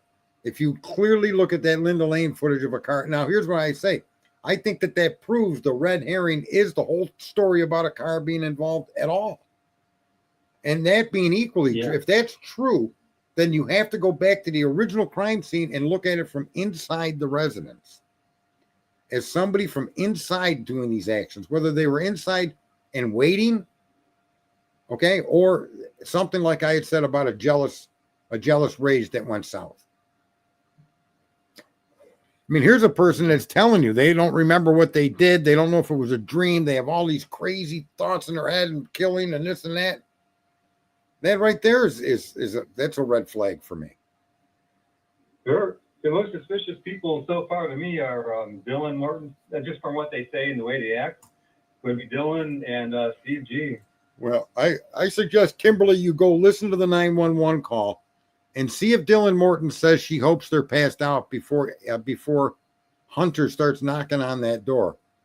When the cops, when 911 is called and they say, can somebody go check? We have to check. Is the statement, I hope they're passed out, said before Hunter enters that room? Because if it is, it says that Dylan knew more than she's letting on. Why was she hoping they were passed out? Why wasn't it? I'm pretty sure that they're going to be okay. This is just a prank, according to Steve. So unless I got the time of events out of order, that's a very important observation from your Uncle Sarge. Okay. Hey, I'm glad you called in. Yeah. And I'm gonna let you go so you can. Yeah. Close up the show. Yeah. Tell everybody who you are again. Oh, Delby Rush. What is it? Delby Rush. Delby Rush. Not Gray. Gray Hughes. No. Used to be Ty Knots, so I had to change it. Yeah, he was Ty Knots because everything is in a knot. Yeah. No, I couldn't deal with all the knots, so I changed it to Delby Rush. I'm fairly sure it was Dylan Mortensen that said, I hope they're passed out. I did hear that too. I picked up on it because it sounded, I thought the same thing. I'm like, why are they at this point, you know? Well, as I say, if people want to accept a mission, it's to find out the order in which that statement came in the events that we know are on a 911 call. It's that you can go figure. I could be wrong. And I love being wrong because that's when I learned something. So, you know, I'm not afraid to admit I'm wrong. Yeah. No shame in that. That's your opportunity to learn, man. Okay. It was good talking to you. Everybody out there, especially the people on X, man, you guys are cranking. 252 viewers on X. Are you guys insane? You guys used to know me as, what was it? I had so many names. I can't even think of any of them now. Connect the dots. I go all the way back on Twitter to 2015. Now it's X. May I respect and recommend a content creator to you? She is an intellectual, published author and university professor in the UK. I ask is I don't know. Yeah, you can give me your name. Just type her name in there. Or the name of the show. Don't link it because it won't let you link it. Unless you're a moderator. And I don't think you are a moderator. No, you're not. But I can fix that. Let me see here. Doesn't mean you got to do anything. We call it the Blue Wrench. The Blue Wrench Army is what we call it. So there, Thomas, you just became part of the Blue Wrench. There's another Thomas in here too that I need to add. There he is, Thomas. No, that's you, I think. Same guy, I think. Let me see. No, that's same. There's another Thomas that comes in here too. Real smart guy.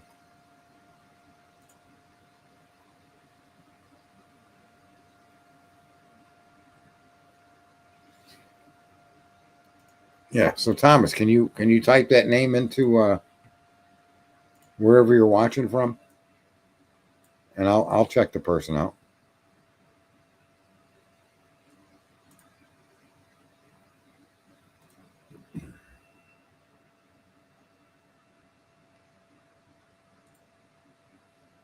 Cool Herloker. Okay, that's a weird name, but and they're on YouTube.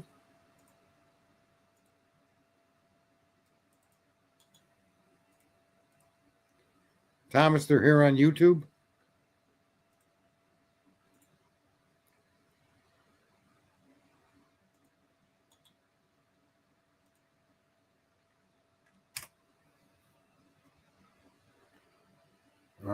Brian Koberger, breaking news. Okay, so all right. Let me see here. I subscribed, and tomorrow I'll take a few minutes to check that person out. Yep, I found the person. Thank you very much, Thomas. And